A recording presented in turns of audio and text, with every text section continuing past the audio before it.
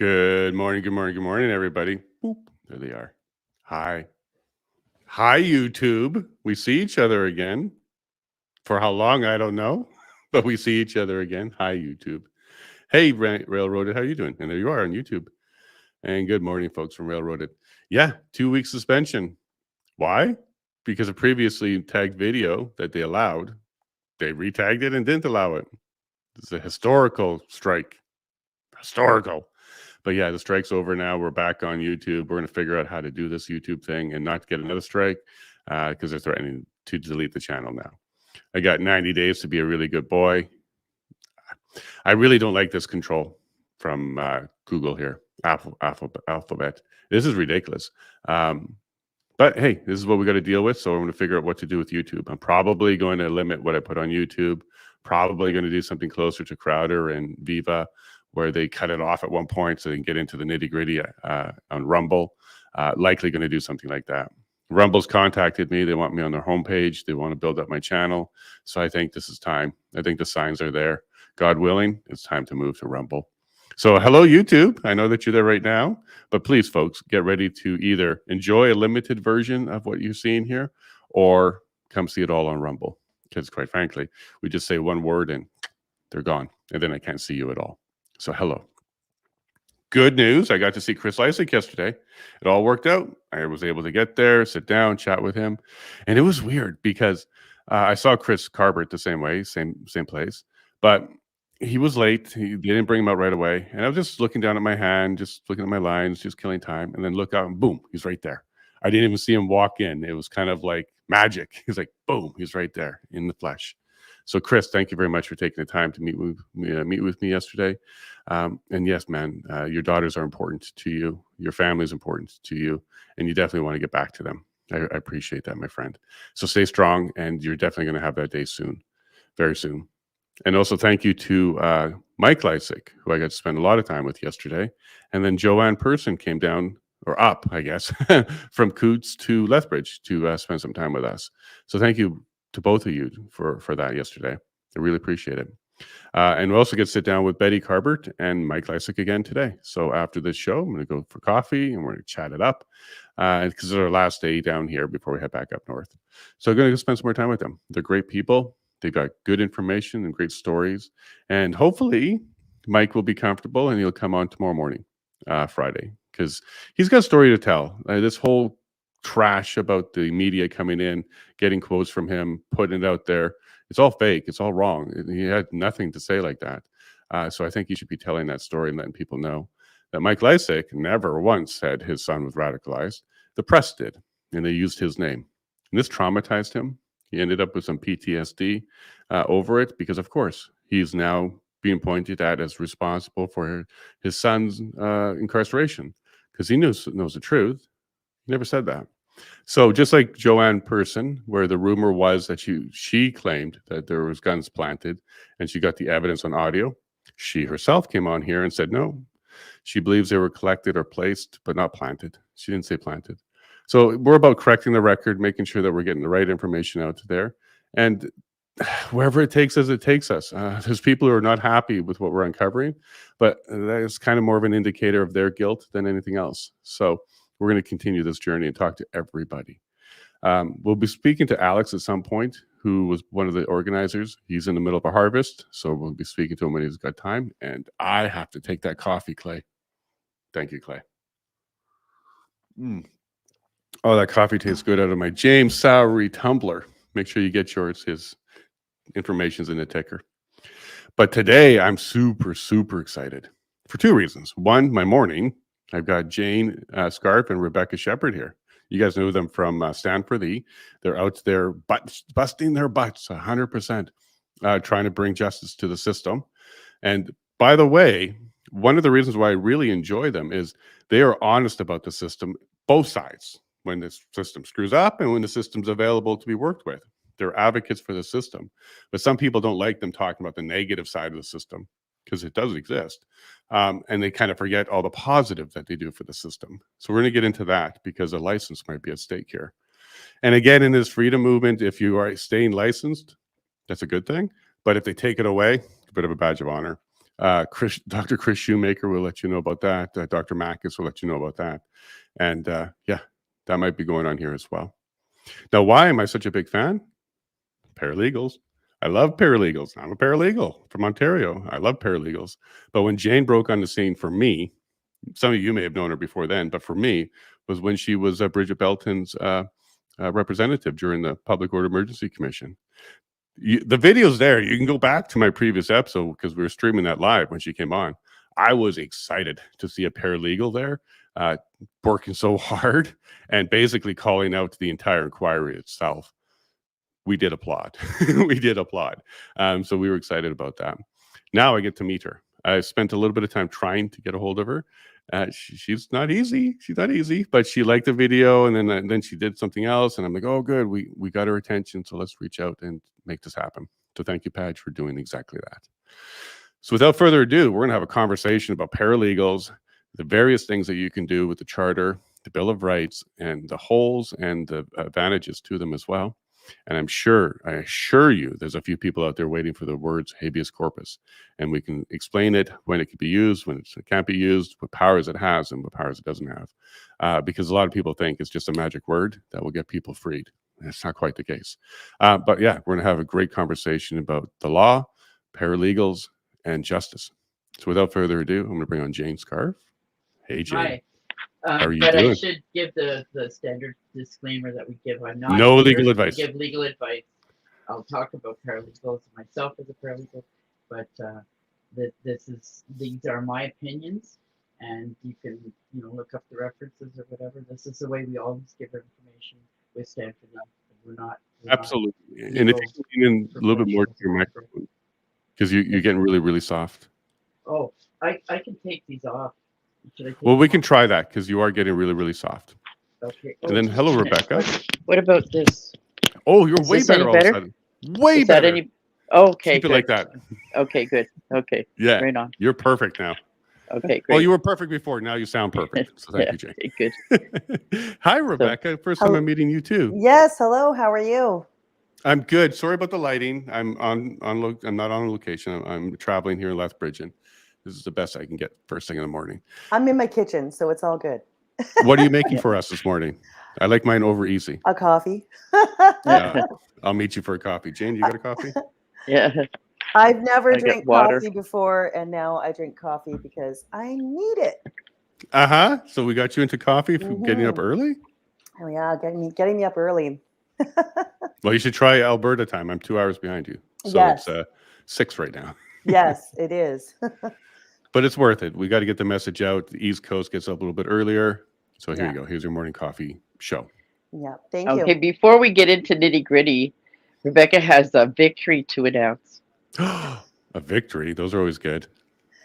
So I'm one of those lucky people that has $25,000 in tickets for refusing to comply with the Unlawful Quarantine Act. And yesterday I had trial.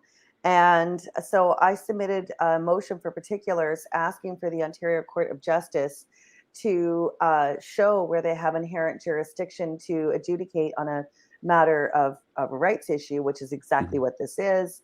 The Ontario Courts of Justice is a statute court. Now, I know I submitted it late. I submitted it at 4:30 on, what's yesterday, Wednesday, on Tuesday. I'm fully aware of these things, but as being self-represented, I did it anyway. And leeway. And I submitted the document, got in the court at 9:30 in the morning. I saw the PHAC officer there. The witness was there. At 10:30, the prosecutor called the witness. No answer. I sat in that call until 2:30 p.m. And at 2:30, they called my name, read the charges, and they were dropped. The witness was there in the morning, gone in the afternoon, charges dropped. And there was something interesting that happened that I heard somebody talking about the motion of particulars while somebody was unmuted in the courtroom. So I've met this prosecutor before, and he was not friendly. He was objecting to things he shouldn't. The JP had to bitch slap him a little bit because he was completely out of line trying to convict The little me. message that came across was she's challenging the jurisdiction of the court. Oh, Yeah. So yeah. yeah, so definitely that Yeah. else there that day was doing that. So I'm certain that they Yeah. were referring to her. And we've seen that happening in BC. Anybody who has done one of these motion of particulars has had their charges dropped. And BC is unique in that it's federal crown prosecutors in BC, whereas everybody else has provincial crown prosecutors. So there's definitely some fishy stuff going on. And now, Jane, you have something Yeah. piggybacking off that as well. Yeah, the same day, another woman that's working with us, Liliana, she had actually filed a constitutional challenge about the jurisdiction of what we call the bastard court, Ontario Court of Justice. And the reason we call it a bastard court is it's not married to the Constitution. It was established through the provincial government, and the judges are selected by the provincial government, which is unconstitutional. So she had filed a constitutional challenge to that effect. And when she had to serve it like 15 days in advance, and she had faxed notice to the Attorney General of Canada and Ontario, and she gave it to the court and gave it to the prosecution and confirmed that everything was received. And the prosecutor said, no, I didn't get that. But if I got it, it would just be thrown out because it's been tried before. And she said, no, this is not a charter challenge. This has not been tried before. This is a constitutional challenge. And he's like, yeah, whatever. And then he offers her to reduce $7,210 of fines down to $500. And she said no, but obviously they were trying to get rid of her. Like most people would have taken that. But she wants to continue. She wants to actually be heard on this motion. Mm-hmm. Great work. Because they've been shifting in Ontario. They've been shifting our legal system over to this bastard court. So they're undermining common law. They're undermining like all of our rights because these common law courts, or sorry, these bastard courts can't deal with the Bill of Rights. They can deal with the charter because Section 24 is a statute that can give it authority to adjudicate rights. Okay, but who the hell wants that with Section 1? We want the Bill of Rights where there's no limitation clause like Section 1, so your rights are fully respected. So we don't want to be dealing with these matters in the Ontario Court of Justice. I'll just quickly say Dave Freedom, who is the Mackenzie friend for Byron Carr, he's pushing to have Byron's matter put over to the Superior Court, and he's also pushing for a jury, even though they've now said that they're pursuing on a summary basis. So like soon as the issue of jury came up, that's when they decided, oh well, we're dropping 2 charges and we're proceeding summarily. And they treated him. In fact, they called him recently. They called him middle management. So they treated him as an organizer, right? And at the beginning, they had put him in jail with the rest of them, and he was in there for 41 days, and it's a horrible conditions. So 41 days is a lot of time to spend in filth and abuse. And anyway, he's now not looking at jail time, but he still wants a jury because this is about adjudication of rights. And what they've done with our jury system is they've said over the years they've reduced the availability of it. Originally, we got a jury for any claims made against you, and then it got lightened up. The first version of the criminal code said it had to be like a serious indictable offense, and then they even broadened it further with the charter to say they have to be looking for 5 years or more to be automatically entitled to a jury.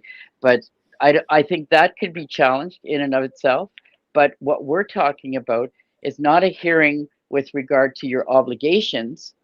It's a hearing with regard to your rights. And that there's no situation where they can say, oh, well, that's not serious, or less serious. And it doesn't matter what the crime is. They can't say that your rights situation is less serious because the crime is less serious. As a matter of fact, you could say something for the reverse of that. If they're beating you up and putting you in jail and no bail conditions, and it was a mild offense. Like what they've done, how are they going to explain how they left him with no access to internet for a year and a half? Dave just got that lifted with a bail review based on the Bill of Rights for Byron Carr. Freedom And of this is speech. somebody now that they're saying it's summary and he's not entitled to a jury. Well, our argument is he's entitled to a jury to adjudicate his rights. And because the government can't be doing that, because that's a conflict of interest. They're appointed by the government, the judges, and they're paid by the government. So they can't be tasked with the job of determining whether the government violated your rights. That has to go to a jury. So we're going to push hard for that. And we need to bring our juries back, especially for adjudication For of rights. rights. Yeah. Yeah, I was just about to say, would you want that to be the standard where jury is available when it's a rights-based challenge? Well, I think it's guaranteed because the Bill of Rights says that you have a right to a fair hearing to determine your rights and your obligations. So I'm assuming that the Fair rights means- are violations of the bill against you, and then obligations are determining whether you obeyed the law or not with regard to whatever they're charging you with. So it's two different things. So they've reduced the availability of a jury for determining your obligations, but they're just quiet about the rights. Like they're just kind of shoving that under the carpet as if that never had anything to do with the price of tea in China. Well, that's quite the distinction, and I would agree with that. So we have an obligation as citizens to follow the law, follow the statutes, and be good citizens. That's the obligation. And you're Only right. when they're lawful. Let's True. clarify Yeah. that, because There's always a between- caveat. Yeah. Yeah. There always Yeah. a caveat. And then the rights, which are protected and then God-given and we inherently Yeah. have them, that's a separate issue altogether. That's Yeah. really the obligation the government has to us. So that's Yeah. like the government's obligation to us. Well, we have an obligation to them. So what Yeah. you're saying is because these are so distinct, and they are, we should be treating them with fairness. So you're saying, and I agree, that when it's a rights issue, so the obligation of the state to us, jury should be an option. Yeah, It shouldn't be something because you they're fight one for. party. The government, the court, the judge, Correct, the prosecutor correct. is all one party, and it's Yeah, the so the same jury's party. the only. Yeah. Yeah, Like the jury's the fundamental only fair. justice. Yeah, sorry. Go ahead. No, my bad. There's a small little delay, and I was just saying that the jury is the way to make this fair because these Yeah. are not government employees. They don't get state checks. These are part of society. So yeah, I Yeah. agree. I agree with that. I'm not good at quoting Latin, but there's a Latin term for having an independent adjudication. Like you can't be tried by the decision maker, right? Mhm. So in this case, the decision maker is like with Byron's case, he's being charged by the government, and his rights were violated by the government. So these decisions are made by the government, so they can't be the triers of those issues. Correct. It has to be something separate, and the jury is the only thing that can be. And that's another part of the Bill of Rights says you have a right to an independent, impartial tribunal. So if you have an issue with your neighbor, the judge can be independent and impartial because he doesn't know you, he doesn't know the neighbor. No Mhm. problem. But when your issue is with the government, then he can't be independent or she can't be independent or impartial. So a jury is Right. the only thing that would qualify that right. Yeah. So if the neighbor was the judge, you would want somebody else. Yeah, exactly. Yeah. Yeah, no, that's a challenge for sure. So is there precedence for this, and is this something that could become case law? Well, Or what we're looking for right now is some of the old jury trials that show that originally the common law right was for any claim made against you. That's what it says in the Magna Carta. And Mhm. for 500 years, that's the way it was regarded. They started to dwindle it out over time. I think in the British Bill of Rights, there's some reduction in the scope of cases that they'll allow for a jury. And then we've just talked earlier about what we've done in Canada with criminal code and with the charter, we've limited. But there's no time where they've even addressed the fact that the bill says the right to a determination of your rights. Okay, they just don't talk about that. They don't say, well, this or that, or you can't have a jury for Like it hasn't been challenged. So I'm assuming this is going to be the first time they're being taken to task for that, and they're going to have a hard time explaining what the hell else that means when it says the right to an independent, impartial tribunal. When you have a case where the government is doing the violations, it makes no sense that the government would adjudicate it. Mm-hmm. Again, yeah, I get it. Go ahead, and Rebecca. Yeah, somebody had mentioned, they'd rather have a jury over a judge activist, and that triggered. There's a thing called judicial activism, and judicial activism, and I mean, obviously, we're talking about government-appointed judges. And if you're, and this is going to go back to the charter, if you're using the charter for your arguments with a government-appointed judge, there's this thing called judicial activism, and there are several books written about this. And because of the way that the charter is structured, I always forget, Jane, section 24. Section 24. 24. And section 7, they use section 7 together. And I can explain that when you're done. Yeah, no, go ahead, because that's exactly what I was going to talk about. Okay, section 24 is what invokes the charter, and it says if your rights are violated, you make an application to a court of competent jurisdiction, and the court will fashion a remedy that they find just and reasonable in the situation. So it sounds innocuous, and I probably read it hundreds of times without really understanding what they were doing there. They're doing a number of things. It's actually very insidious piece of legislation, because in one fell sweep, they are knocking out your jury, for your rights, because they're saying court, and a court is independent of a jury. That's been established in common law. The William Penn case made it very clear that juries and courts are separate entities, and that the court has no authority over the jury. They're very independent. So by saying court, boom, no jury for your rights. Under the charter, like when you initiate the charter, you're agreeing, because you're initiating it, right? So you're agreeing to what its content is. So you're agreeing that it's only going to be a judge, and then further to that, it says that the court will fashion a remedy, blah blah blah. Okay, so how that's been interpreted is that the judge has unfettered discretion to find the just solution to this, and the charter itself sets the court to the task of balancing the rights, Right. the right to property, for the right to breathe free air, like the communist right, so whatever. And further to that, section 7 says life, liberty, security of person, not to be deprived thereof except by due process. No, sorry. No. Yeah. No, that says in the bill, and that's good, but this is not good. It says the principles, not to violate the principles of fundamental justice. Correct. And that sounds good on the surface, but when you look at what's fundamental justice, it's not bad. It's got all the principles that the government shouldn't overstep, and different things like that. But it also has, this is the critical one that they're bastardizing everything with. It says one of the conditions is to assess what the public moral will is at any given time.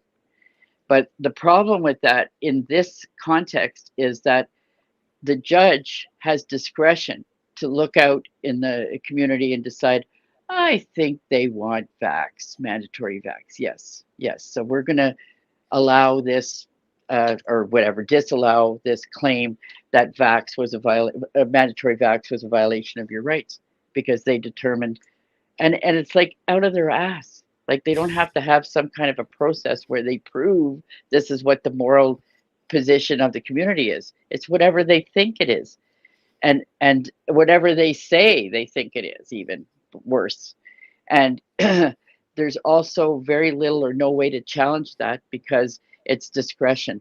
Correct. And the only practical way you could challenge discretion is to prove that that's not really their opinion, How you And do how the that? hell would you do that unless they testify? Oh no, that wasn't my opinion at all. I just did it because whatever. Correct. Yeah. Mhm. So basically, they've uh, driven us down the garden path with that process. And the way judicial activism plays in is because of this extraordinary authority to basically do whatever they want. The Supreme Court has said they don't have to respect common law decisions because it's like it not narrows, but it pinpoints their power and their control and their decision making, and it doesn't and it's how do you say, it's articulated, so it's spelled out, so it's not the Supreme Court has decided it's not implied or assumed that they're going to use common law principles. And as well, they don't have to abide by the law either, so they can overturn a law or modify a law. And that's what judicial activism is all about, is that the court is making the law in many Absolutely. cases. Yeah. And what I can do is Sorry. Sure, Whereas whereas in the classic sense of it, the court at the most could just invalidate a law. Just say, okay, that law is not valid because it violates rights or whatever, so kill it. But they can't create it, and they can't modify it. They can't fix it. But the under the charter, section 24, they can fix it. Right. And we saw this at play here in Coutts, so the Lethbridge court. And where you're talking about this protection of fundamental justice, this is discretion of the judge, and they can use that. Where we saw this was on a publication ban around the information for what the Crown was up to. So here in Coutts, I'm not sure if you're following this part, Jane and Rebecca, but the Crown inadvertently disclosed some material to the defense. The defense noticed that this information was very vital to innocence at stake, was one of the things they're using here. There was prosecutorial misconduct, and they're also accusing them of crime fraud. So I'm not sure if you looked into crime fraud recently, but that's one of the exceptions to piercing the client solicitor privilege.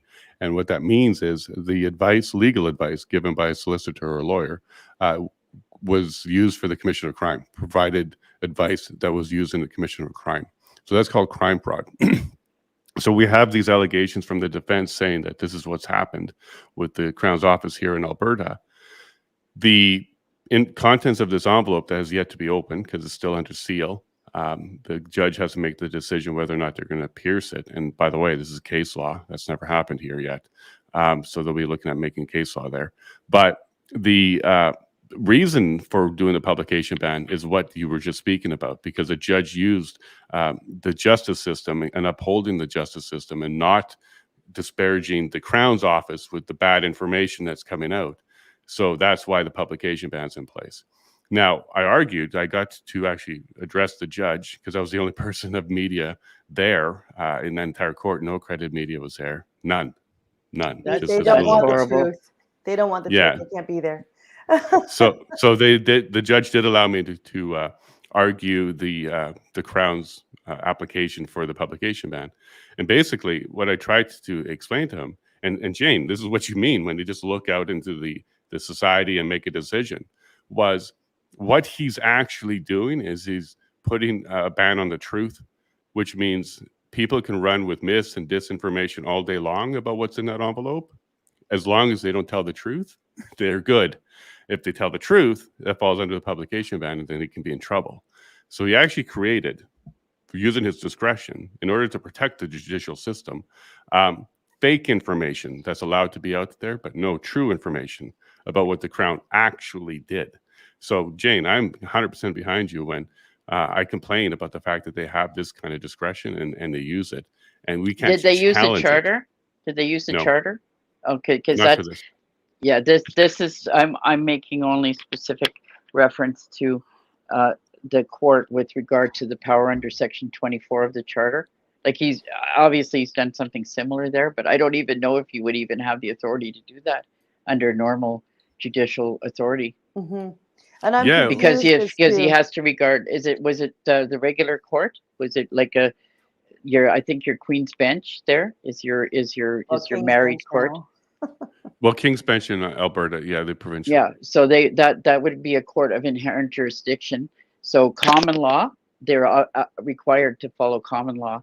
And my just like I don't see the details, so don't take this as a legal opinion, but No advice. just as a quick overview or response to what you said, I don't think they would have the authority to do that. They've done it, okay, Yeah. which is where they're trying to move everything so that all the courts have all this discretion all the time.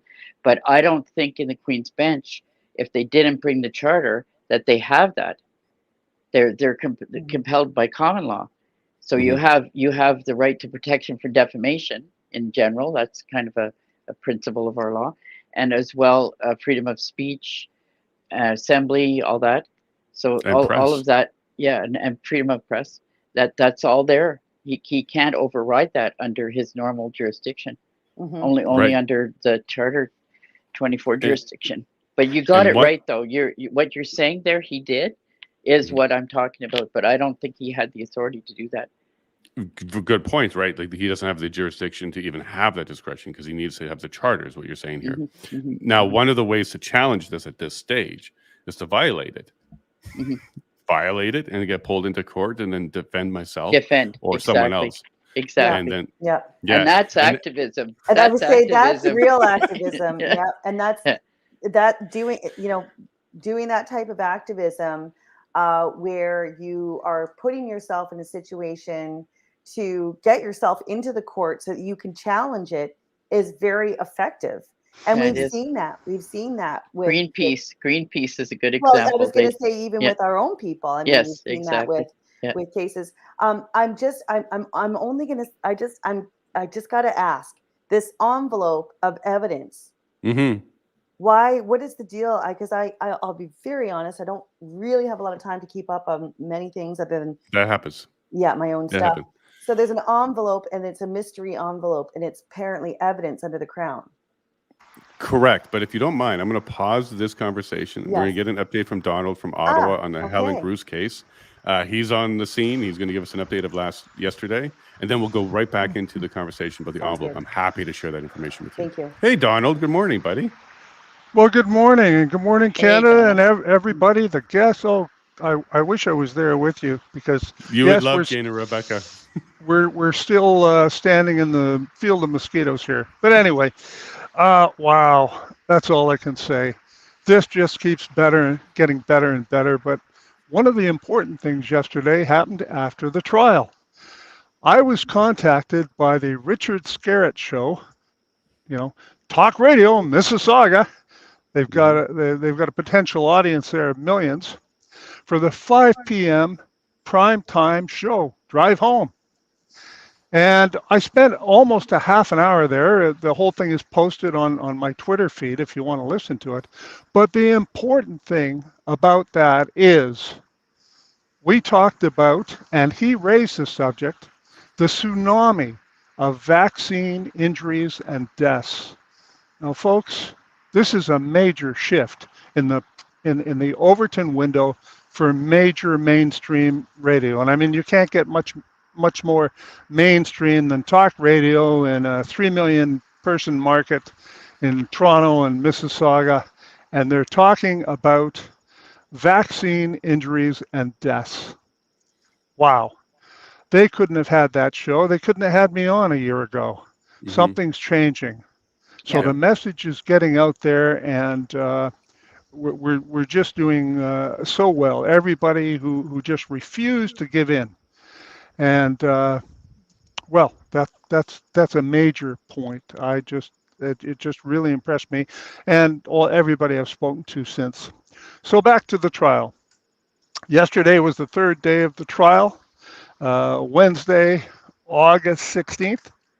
And we had a surprise where Sergeant Guy, the supervisor for detective groups, appeared. If you recall, he was on vacation and he was supposed to finish his testimony in October, but I guess they just decided to bring him back.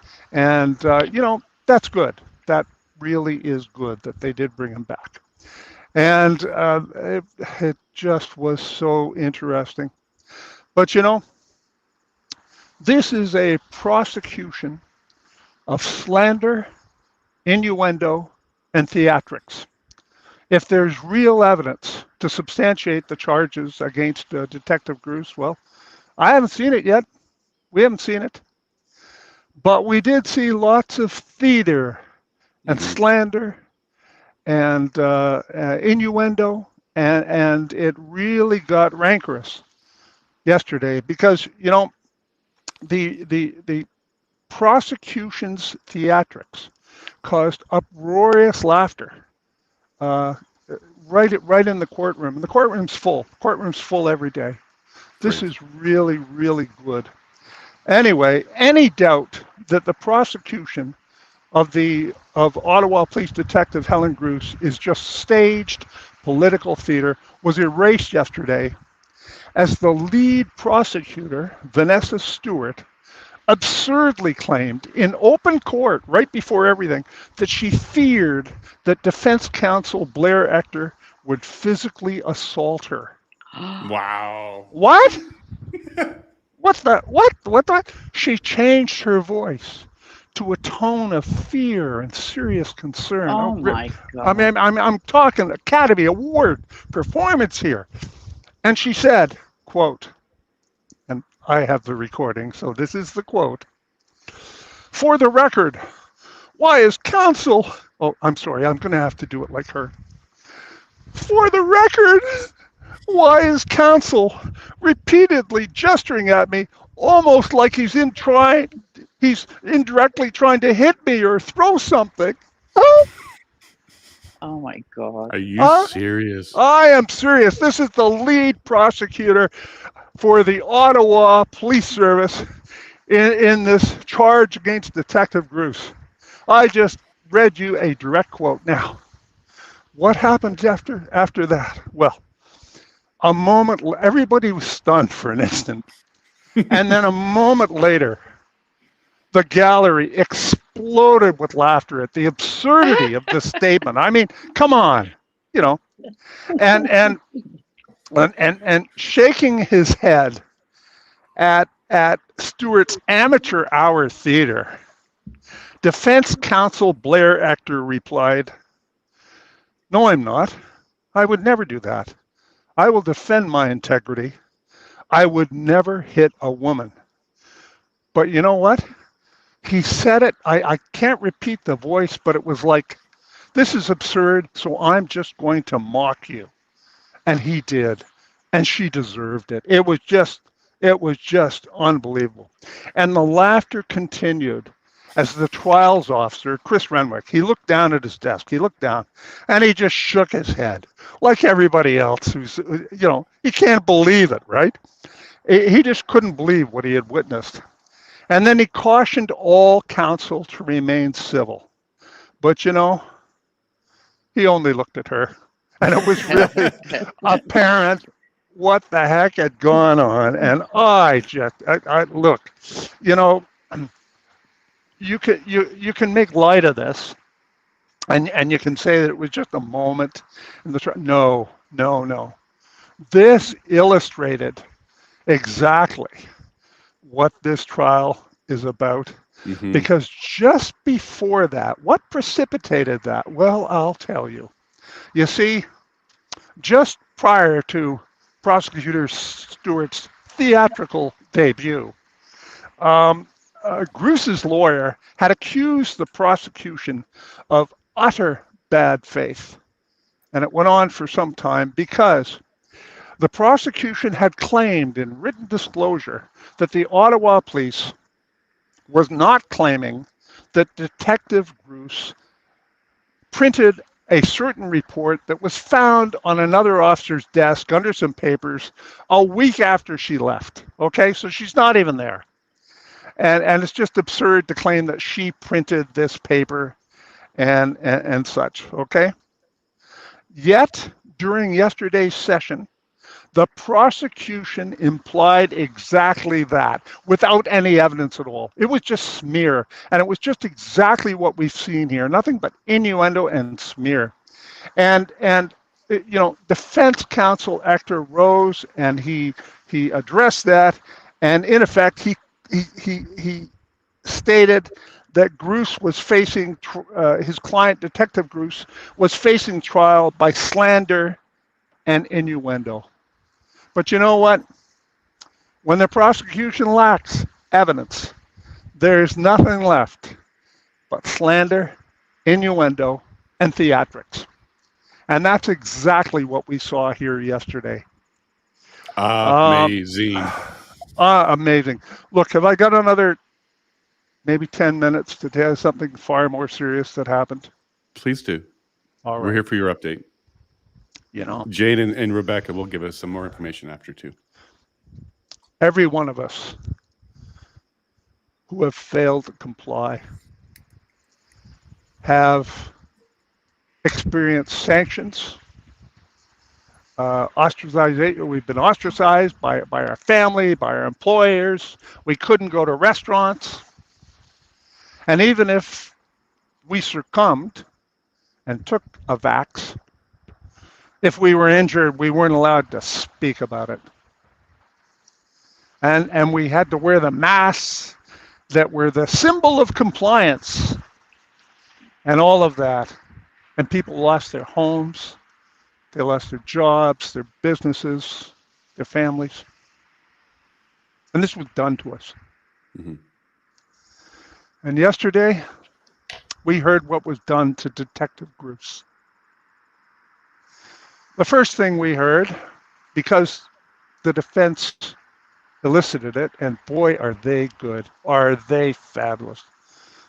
I wish, look, nothing against the lawyers that I had, but darn, this is a real team. Maybe I wouldn't have had to go to prison. Fair enough. Look, in setting that scene about how all of us, how it happened to us, the defense elicited the performance reviews of Detective Gruce for the last 3-4 years. And I'll just stick with the last one, which was 2021. Excellent, excellent, excellent, excellent. We're so proud and lucky to have Detective Gruce, an experienced investigator of 18 years here, working with us. She's a team player. She does everything right. And we're going to recommend her for promotion. Intel. And the same man that wrote that, the sergeant who was in charge of her, Sergeant Gee, and the staff sergeant, because the staff sergeant, Rossetti, signed it. When Detective Gruce said she wouldn't comply, and she wrote that letter to the chief openly asking, what happens if we're injured? What happens if somebody dies? Is the police force going to look after us, our families? Well, after she did that, and as we heard, Sergeant Gee then instructed her in an email to not mention COVID or vaccine ever again in the squad, which caused the gasp on Monday, because that means that the squad that's responsible for investigating all sudden infant deaths in the Ottawa area are not allowed to ask or even think that it might have been something to do with a vaccinated mother and a breastfeeding baby. And we know, don't we? But there you go. So the ostracization began. The complaints from the others that she wasn't vaccinated. We heard all about this. And that she was talking too much, saying, hey, maybe we better ask about vaccinations and if they could injure or kill babies and us. And it got so bad that the sergeant, and I mean the ostracization, the pack turned on her. We heard testimony. And the sergeant ordered the rest of the unit to never be alone with her, to always have a partner, so that they could document if she mentioned the word COVID or vaccine and use it against her. And then we had the defense counsel, once again, Blair Ector, what a guy. He pulled out an LCBO bag, Liquor Control Board of Ontario. It's the liquor store where in Ontario we buy our booze. But it was an old bag. They recently changed their logo, and the bags now have black writing on them instead of green. This was an old bag. And you could tell it was a bottle of wine inside the bag. Not Crown Royal, I'll tell you that. It was a bottle of wine, and that's what it turned out to be. And defense counsel brought that bottle of wine out and started to move towards the witness on the stand, Sergeant Guy, Marc-Andre Guy. And prosecution objected. The judge said, put it away. What's that all about? You haven't declared that you're going to bring this exhibit. Well, let me tell you what the exhibit was. You see,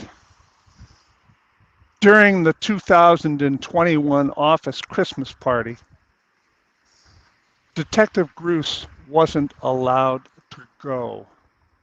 She wasn't invited. She could have been, because she was, doing what was necessary, the rules at the time there. She could have. That suspension for not being vaccinated or declaring whether she was vaccinated or not didn't happen until February 3rd, 2022, months later. So she could have been invited. And of course, she's a senior detective, 18 or 20 years, much of it in the squad. Oh, and her glowing review told how she taught people and how she was trusted to instruct new investigators. But she was told she couldn't come to the Christmas party. And they gave her this bottle of wine.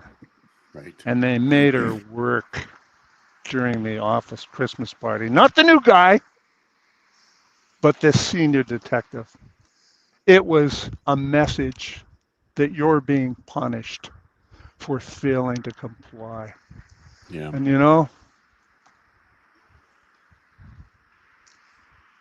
a few people started crying in the gallery. I probably don't do justice to the emotion and how it was, because many of us have been there. And so it was that the foundation for the charges against Detective Gruss, that this diligent Ottawa police detective, were set. And the pack turned against her. And we see that as the trial goes on, and then the culmination of her suspension, and then investigation and betrayal by others, and then charges for this. I won't disrespect the court by referring to it by an Australian animal, but here we are. That was yesterday. Then the professional standards investigator, Sergeant Arbit, I'll have to look. I massacre names first time. I'll get it right tomorrow. He's the guy who did the interview that caused people to gasp. A 3-hour interrogation of Detective Gruss that was the source of interest on Monday. And so we started the cross-examination of that sergeant, that witness. And I'm not going to go into the detail here. This is not the forum for it. But big picture, she's just being railroaded. This is entirely a political prosecution. And every word that's spoken here as this continues proves what we all knew months ago. Yeah. That's my report from the trial of Detective Helen Gruss, Ottawa Police Detective Helen Gruss. This is the 4th day of trial, And I'm sorry. One last thing. CBC News showed up yesterday. Oh, good. They sent a reporter. Yes, I tweeted about it. They sent a reporter. You see, CBC News are the ones that published that slanderous series of articles in March of 2022 against Detective Gruss. Two traitorous, rogue Ottawa police officers had illegally provided CBC reporter Shamini Yogaratnam with details about this case, and so the CBC started this whole ball rolling, and they haven't covered it since. Right. So of course we've all been mocking them online and mocked them well and hard and frequently. And so yesterday, they sent someone else. Now, that was because Shamini Yogaratnam, that CBC reporter that broke all this, the defense wanted to subpoena her, but the judge wouldn't allow it. The judge has not allowed a lot of things. And I can think of about 10 grounds of appeal right now. Look, we're just here watching theater. It's Kafkaesque. It is like a show trial from the USSR. It truly, truly is. But we'll keep covering it, and we hope everybody will continue to watch. By the way, there's now a fundraising effort up for Detective Gruss. I retweeted it. Why is that? Because her own union abandoned her.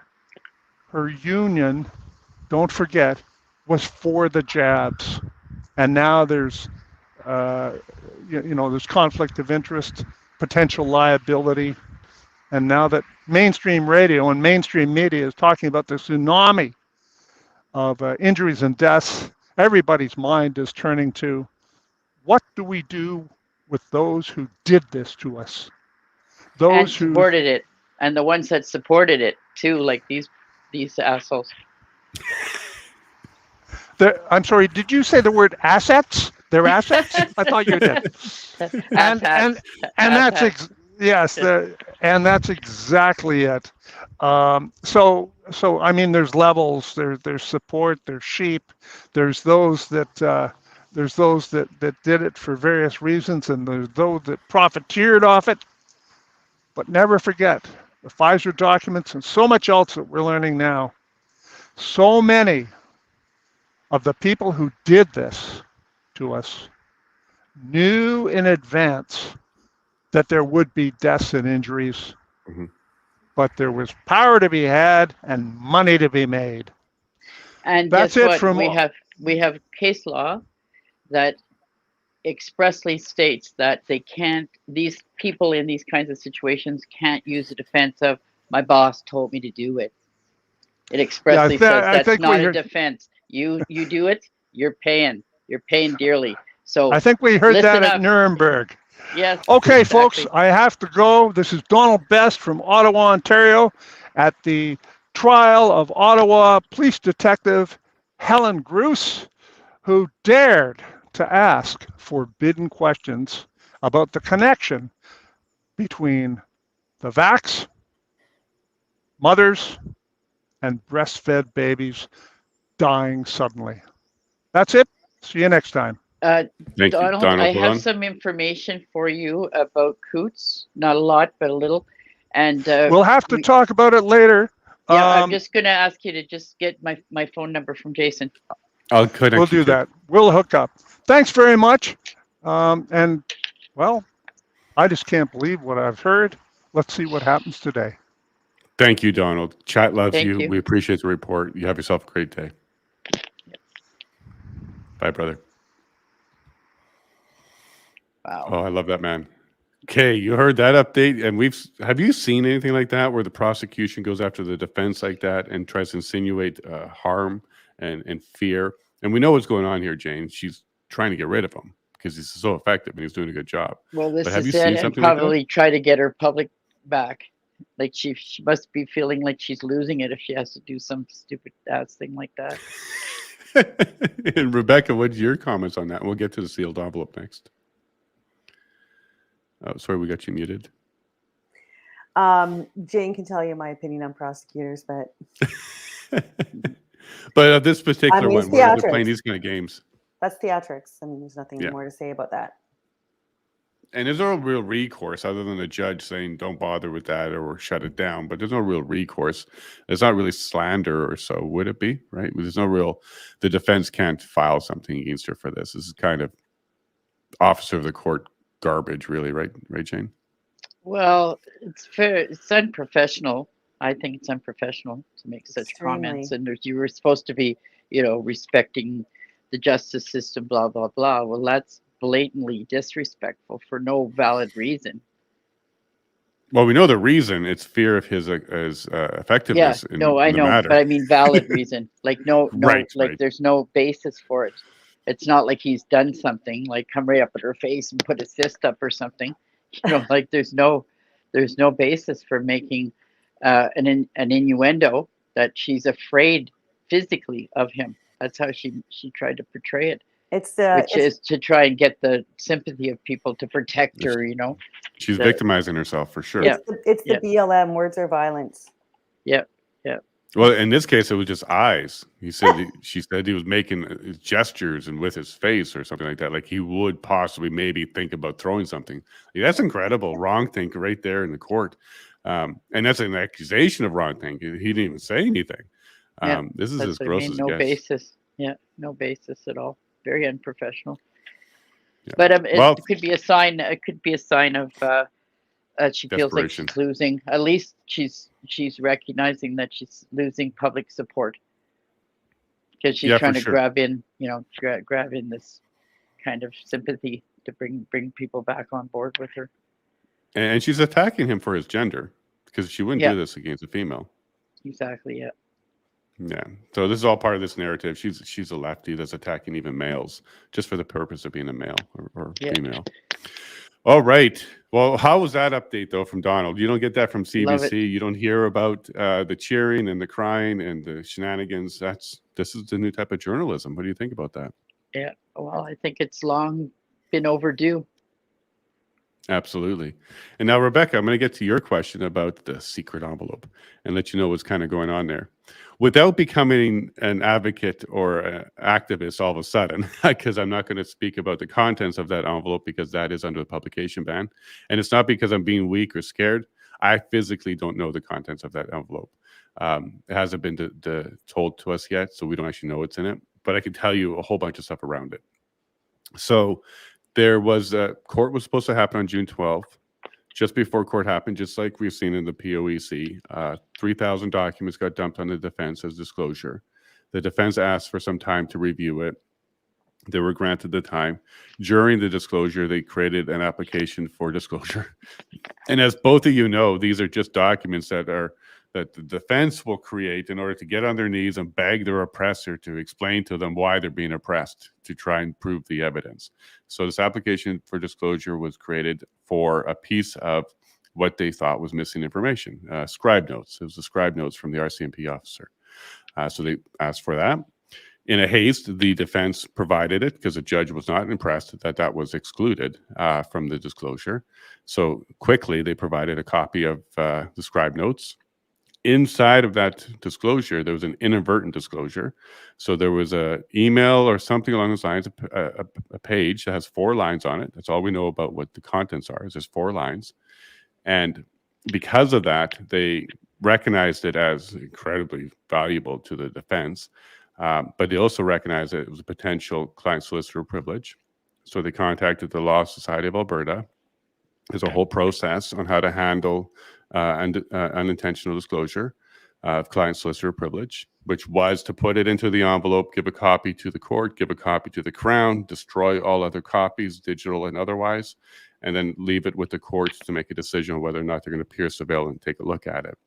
So that process happened, and that's what created this envelope. On the 29th, June 29th, when they were back in court to submit the application and to move forward with it, the Crown was no longer there. So Steve Johnston is the main Crown deputy chief of the prosecution's office. He wasn't there because they consented to recusal on the application portion, the CC1 application. So he was not there to argue anymore. He was recused, and someone else was there. Then it was set to come back for arguments, which was July 24th. We came back, started those arguments on the envelope. The Crown side says, don't open it. It's privilege. You shouldn't be looking at this. Can't do that. The defense side is open it. This is very important because there's crime fraud here.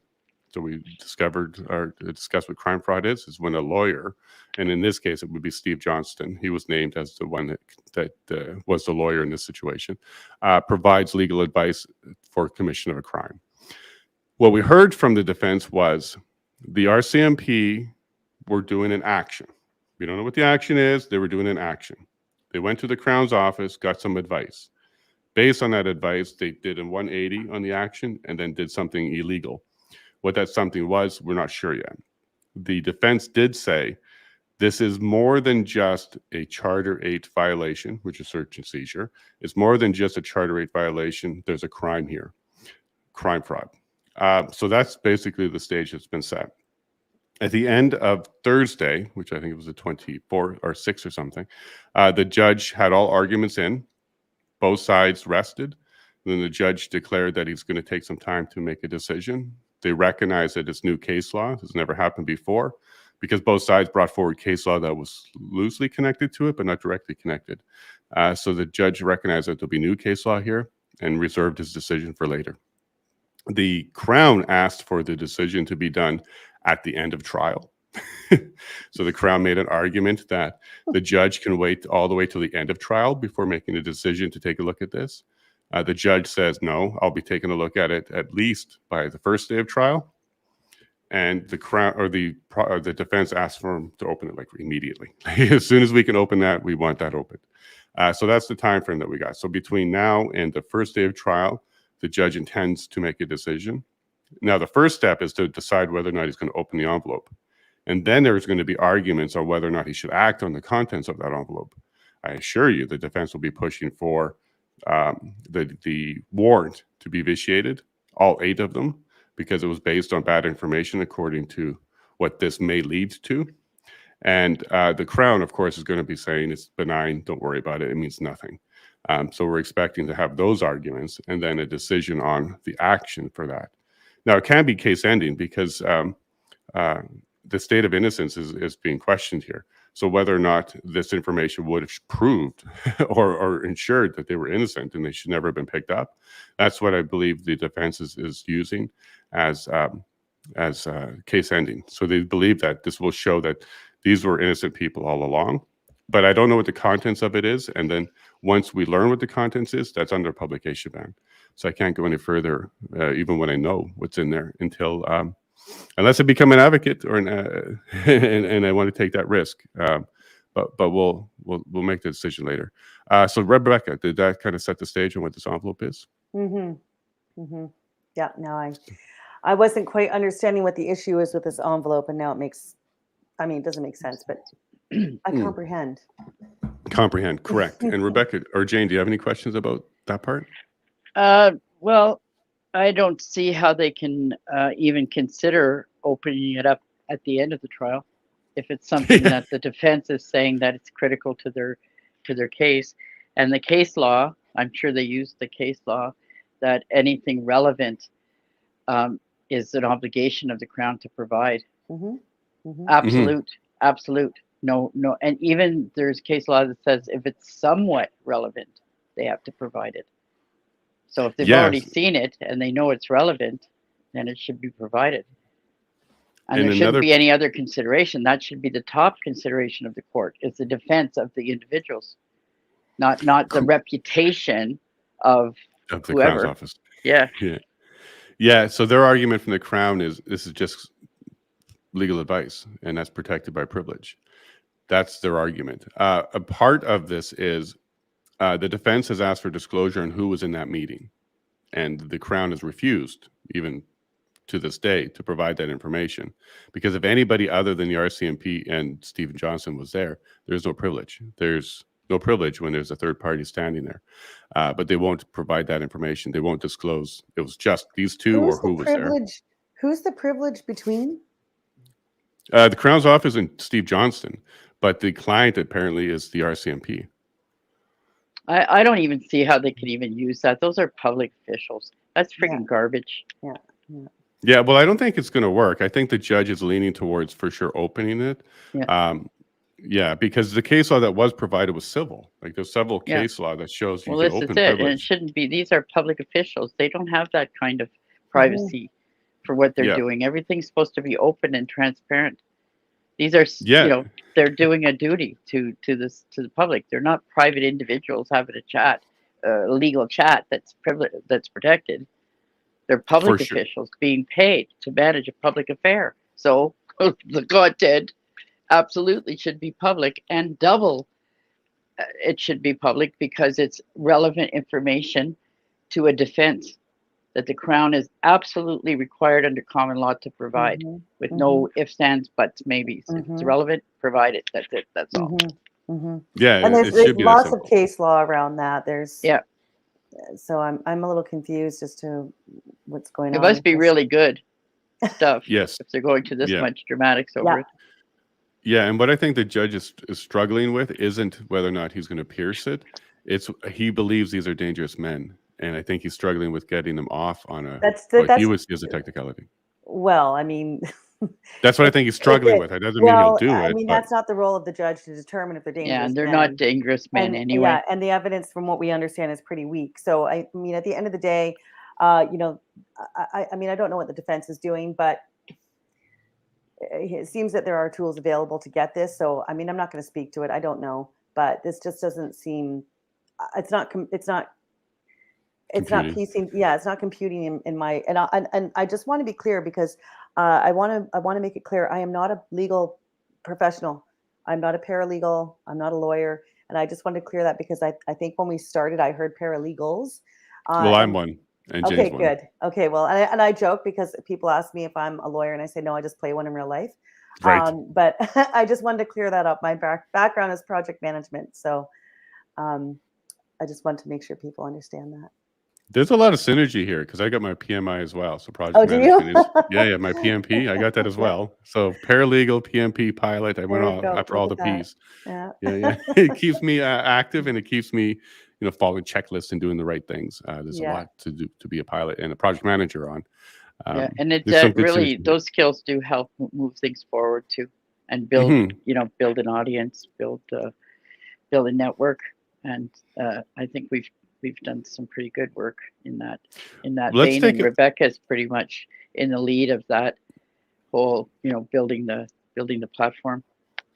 Yeah. So now that I moved to Alberta, some people out here don't know what a paralegal is, because Ontario is one of the rare jurisdictions that actually licenses paralegals and puts them through regulation and testing and all that kind of stuff. You don't see that outside of Ontario. Alberta should have it, and I wish all provinces had paralegals everywhere. But can we take a moment here, Jane, to explain to people what is a licensed paralegal from Ontario? What kind of powers do they have? And please describe how they're not legal assistants. That's what a paralegal is all over the place everywhere else. But a licensed paralegal is a specific thing in Ontario, and it actually provides you with some powers as an officer of the court. Well, primarily, we do the exact same thing as a lawyer, but in limited situations. So we're authorized to do small claims court and almost all boards of any kind, except for Children's Aid.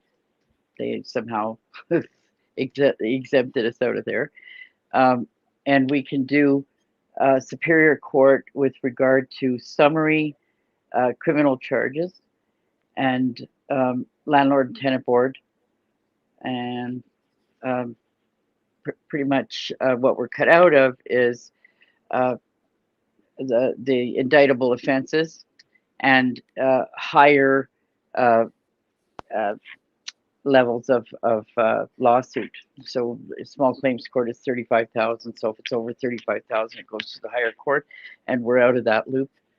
So that's pretty much what we're doing. We're doing the same thing within those areas. We do the exact same thing as a lawyer, and we have the And same, roughly the same regulations that apply to us as what applies to the lawyers. One big distinction is that although we're licensed by the Law Society in the same way that the lawyer is licensed, we're not part of the Bar Association. We're out of correct, that they have a loop. paralegal Yeah. association. Yeah. And there's lots of court, how do you say it, protocols that we do not have to go along with, which is actually a good thing. It gives us a little more freedom to do the case the way we feel is correct.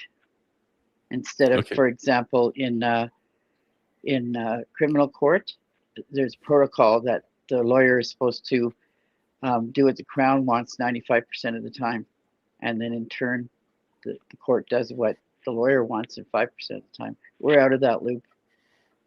That doesn't apply to us at all.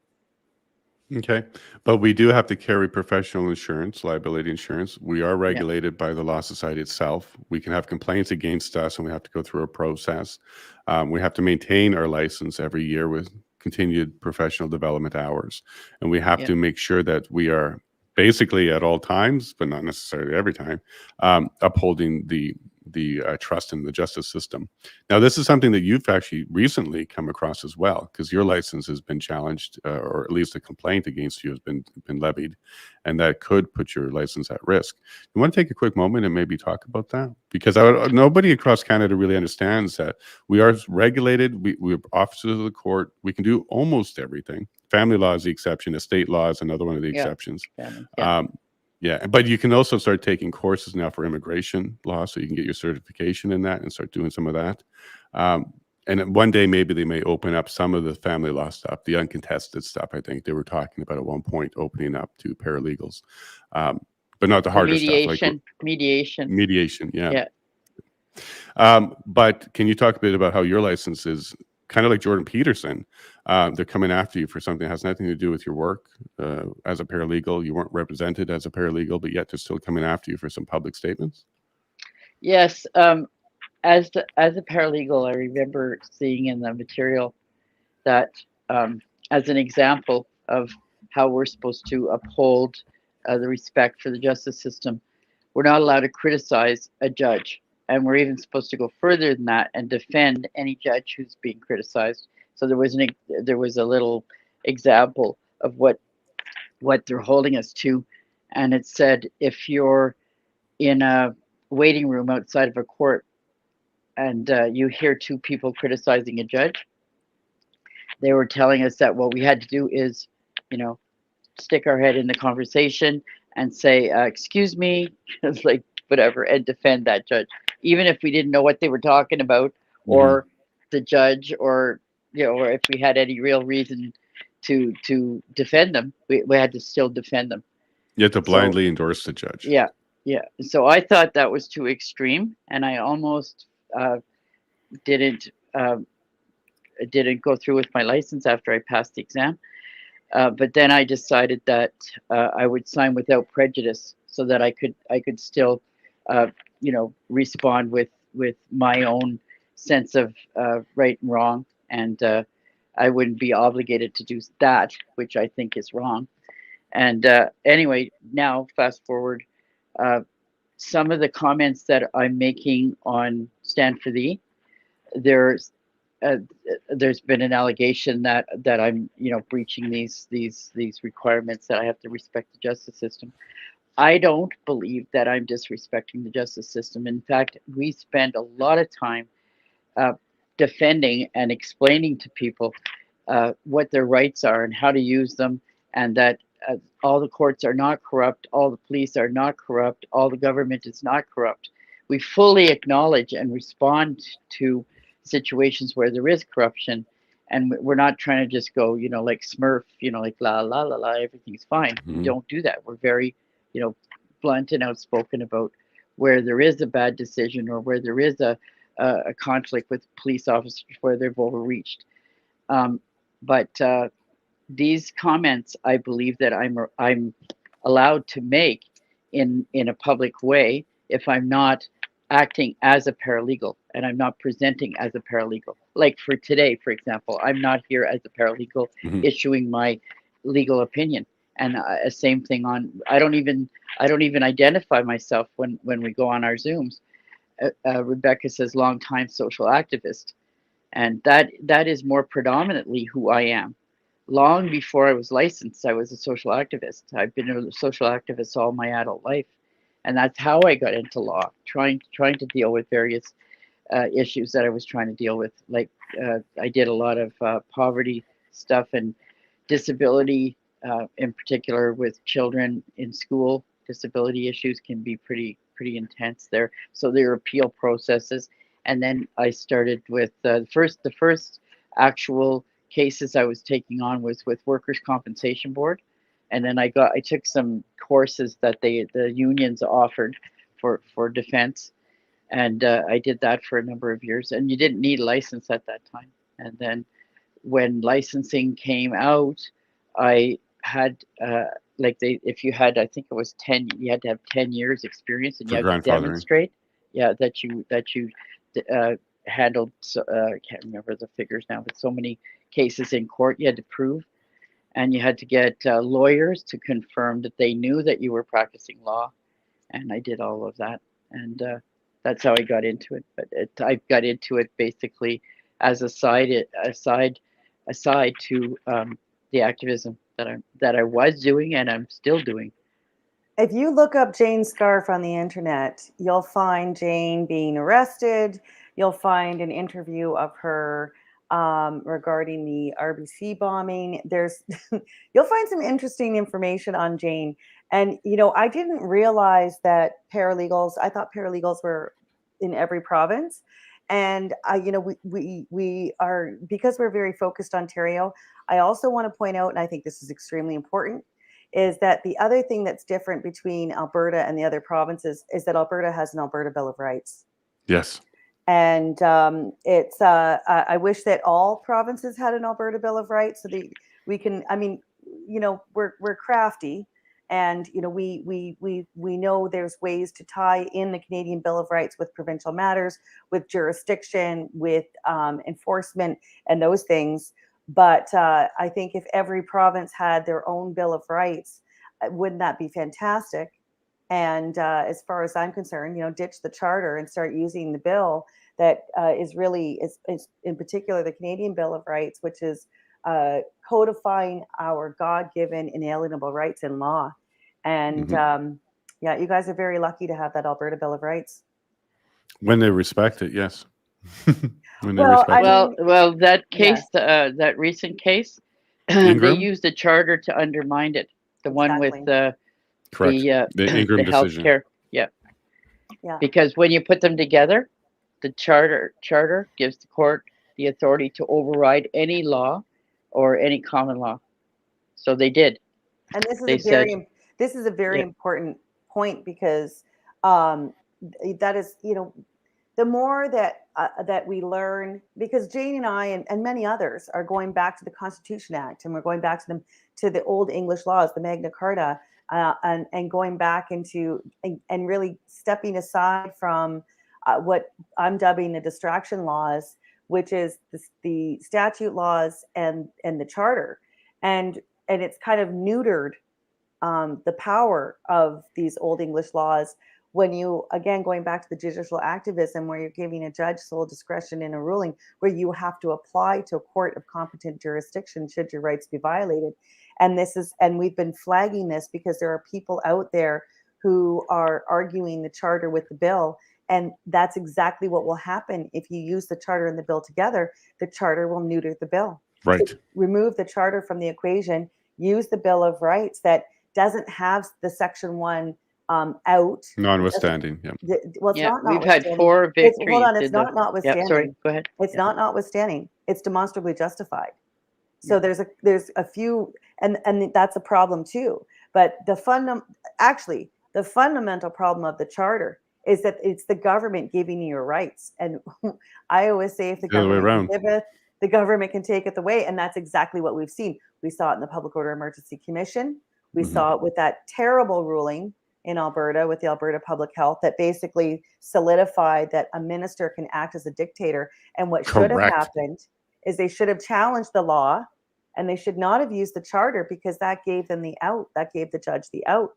So it's once you start to peel back the onion, and I mean, this has been 3 years, and there are many, like, you know, the New Brunswick team. I got to give a big shout out to all of those folks. And these are people like myself who, we don't have that legal background, but we have the aptitude and actually get a little excited over law and reading legislation. And I was talking to the guys yesterday because we were in trial together. By the way, yesterday in my trial, there was probably 10 people in there. Everybody did self-representation, even the traffic court, and everybody had their charges dropped. And there was one gentleman who's going to continue on with his quarantine, and bless his heart, he used all of our material, and we were clapping and cheering for this guy. But we had a conversation afterwards, and it really feels like we've done for the past 3 years. And again, not just us, but folks like the New Brunswick team and many, many others, is all the pieces have been laid on the table. That's what we've been doing. And now we're starting to connect the dots. And I think it is having an impact. And we're seeing in the courts, like yesterday, there was, you know, this prosecutor, I've been in this court, I've been in court with him before, and he's a real piece of work. And yesterday, he got his ass kicked by the JP, and you were, well, I forget what we were talking about this morning, but we are seeing a bit of a shift, and so we have to keep doing the work, because we really do have a good foundation that's sitting over here, and we've been distracted with a shiny object over here. And so we got to get ourselves back to the original, and that's really what we're starting to get at now. And hearing folks like William Kite talking about how, you know, my new word is neutered, and neutering the jury, and pretending that we don't have a right to a jury. And and as Jane mentioned, it is absolutely impossible for a government appointed judge to act independently and impartial, when the very definition of independence means that you don't rely on that for sustenance, and that's their paycheck. You don't bite the hand that feeds you. So imagine, if you will, and by the way, juries go back to pre-Magna Carta, 1100s. And imagine if you had any rights violation, and I'm going to speak to myself for a second here. Let's just think about this for a moment. I have $25,000 in tickets. I don't remember how many tickets, because there's so many of them, for the Quarantine Act. And I'm being tried in a court that's operating under statute that deals with parking violations. Mm-hmm. We were all subject to we couldn't get on a plane in our own country. We could not get on a train in our own country. We could not leave our country. Well, we found could leave, but coming back would be difficult. Well, you could leave if you had to roll the dice when you got to the border, because they had their restrictions too, which they did in tandem. Shocker. But I mean, these are incredibly serious rights violations, and it's being adjudicated here in Ontario. We have a justice of the peace, whom does not have to have formal legal training, who's adjudicating on, first of all, one trial for me was $14,000 in tickets. And again, these rights violations, infringing on my privacy, informed consent, trying to force me into confinement, all of these things. And this is, imagine. And they don't have the jurisdiction. They don't have the training or the jurisdiction. So even if they coincidentally had training, they don't have the jurisdiction. They can't deal with your rights at all, period. End of conversation. Yeah. And imagine, if you will, if I could have a jury, which really I have that right to a jury. They just want us to believe that we don't, and they're playing tricks. But at the end of the day, this is a very serious matter. And I think these wins are bill wins. The wins yesterday, because you were asking, do they have the jurisdiction to deal with your rights under the Canadian Bill of Rights? and that's pretty Yeah. much what Liliana's was saying, that the court wasn't competent to deal with the rights. And we've also had 4 Bill of Rights wins that show on the record, which people have been asking us for a long time, because we get lots of charges dropped, but very often they don't. It doesn't reflect on the record. But Dave Freedom did a bail hearing for Norm Blanchfield, and on the record he used the Bill of Rights to say freedom of speech and assembly, or no, just speech, was denied, and he won. He got the restrictions for the media ban lifted.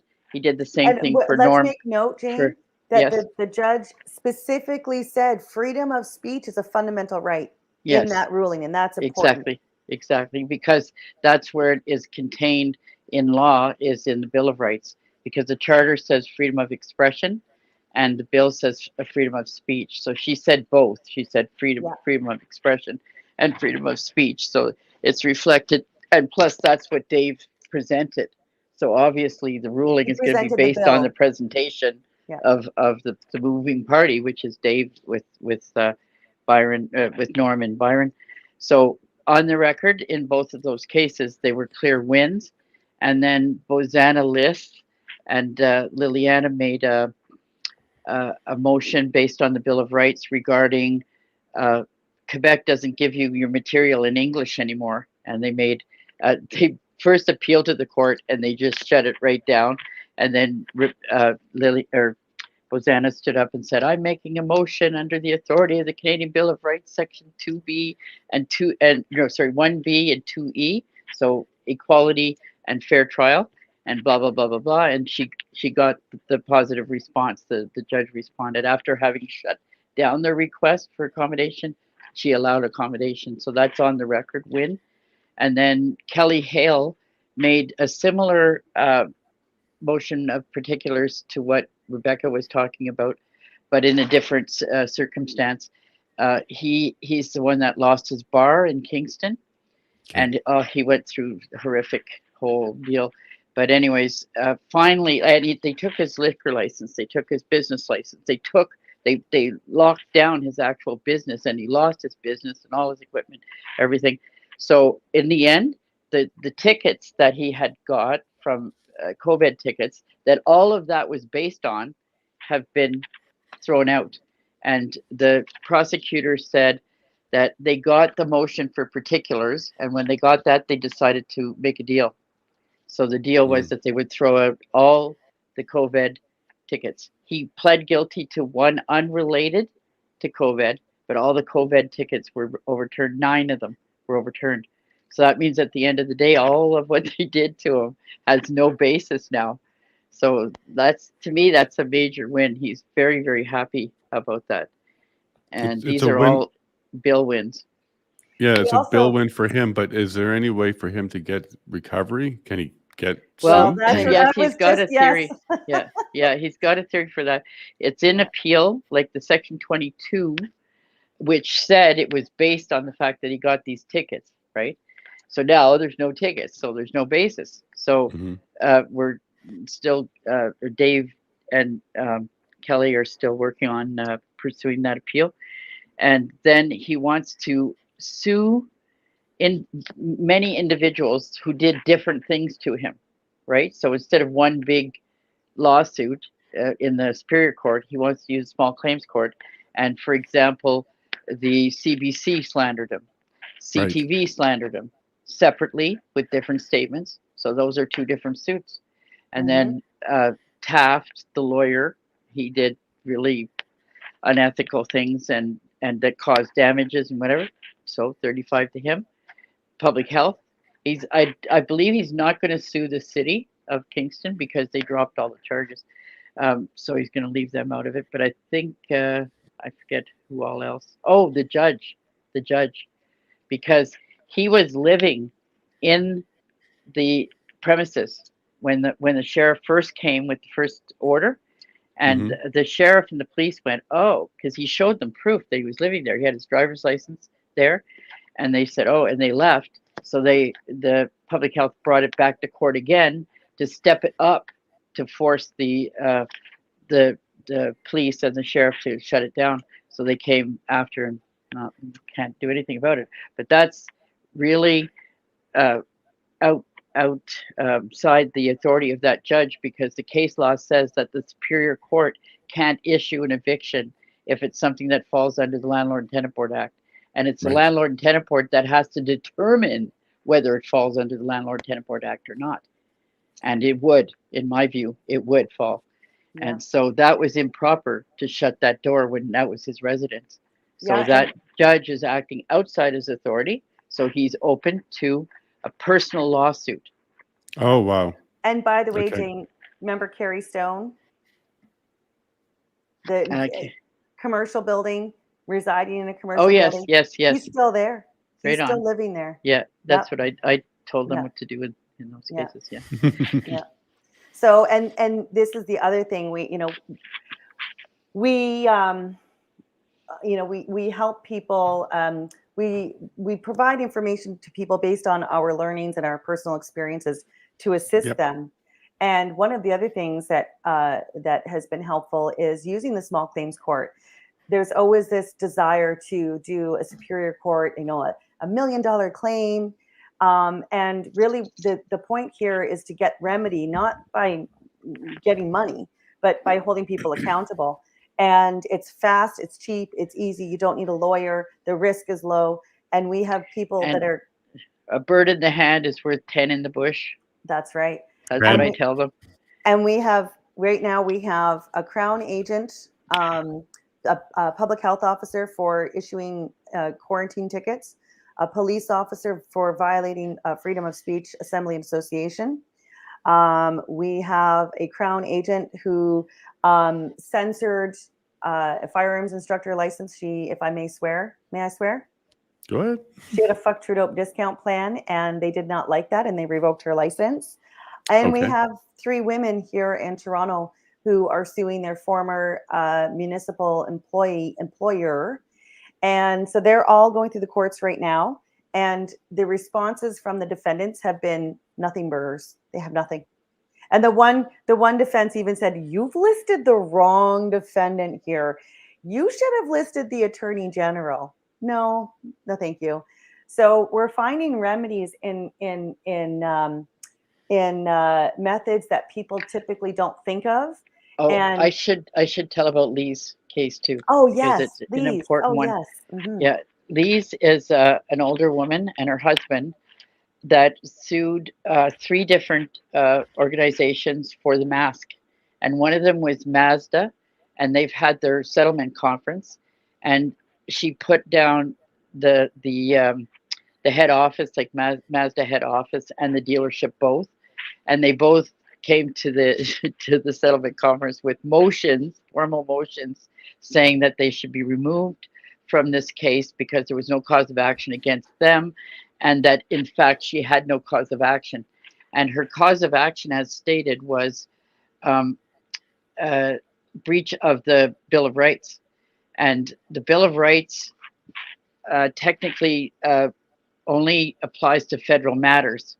Right. But what's happened in this case is Mazda was enforcing the bylaws. So they're enforcing law. And they even put that in their submissions, trying to defend themselves, that they only did this because it was the law they had to do it. So like I don't know, they shouldn't have said that. It's too late now, so it's okay for me to say And I this, just but they wanna should have tie- just said it was their policy, because then we Yeah. couldn't use the bill, and then it's hard to show, what the damages Right. are. But now I'm going to she tie that showed together. she showed that the damages. So then we have other. I'll let you do the other case law that goes with that. That shows that that we have a case law that shows that you can quantify the damage for a loss of a right. We have that with the Authorson versus Canada. yeah. And what Jane, just so that folks may not know, is under Section 25 of the Criminal Code, so how we're tying this to a federal matter is if, as an individual, say I own a restaurant and the Jibby Jabber Pass was around, and I'm enforcing that law, use of force, telling you need to leave because you don't have it, under Section 25 of the Criminal Code, that pushes me into the Criminal Code under An Section agent. 25. That's right. Yeah. You got it.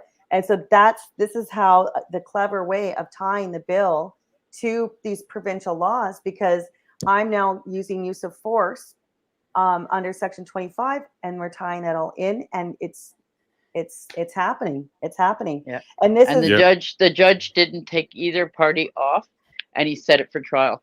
So he didn't agree with them that she had no cause of action, and her cause of action was violation of the Bill of Rights. yeah. And that's something I highlighted early in this. They made agents out of business owners, Yes. maitre d's, and family members. Yes. So family members became agents of the government to enforce some of this stuff. Don't come to In their Christmas home. if you don't That's have your correct. jab. Yes, That's you're correct. You're Yeah. correct. Yep. And then the two pieces, we have two pieces of case law to support that the personal liability. Ron Cirelli versus Duplessis, 1959, that states that if you're acting outside of the excess of law, you're personally responsible. And then we have R versus Eldorado Nuclear, R versus Uranium Limited.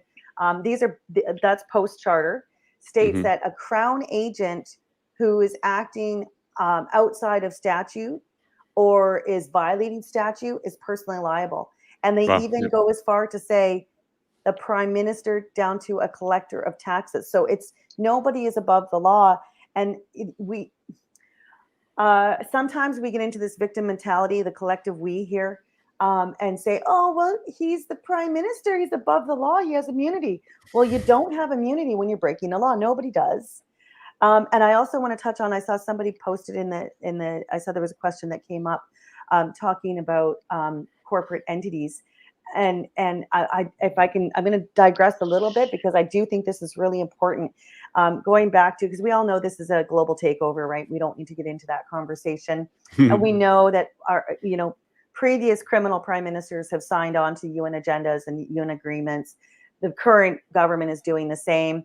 And there's this, going back to this notion of we can't hold people accountable, that, we can't, we don't have the power. Our law, we're no longer sovereign. We don't have any rights. Our laws have been taken away. Let's de facto government. De facto government. The thing is, yes, these agreements were signed, but they were signed by criminals, and that was a criminal activity. So that doesn't validate it as law. Specifically treason. Yes. And it's important because this concept of we don't have laws, we don't have any rights, we don't have any recourse is demoralizing. Right. And the one thing that we need now is we need to understand, and we talk about this a lot, we need to come back into our own authority and come back into our power so that we can assert that in a lawful fashion to say, no, you don't have the right to do this to me. Here's why, and here's what I'm going to do if you keep trying to. So actually, Joanne Person is a perfect example. And since you've had she's her in our on chat show, right now. She's in the chat right now. Hi, Joanne. Okay.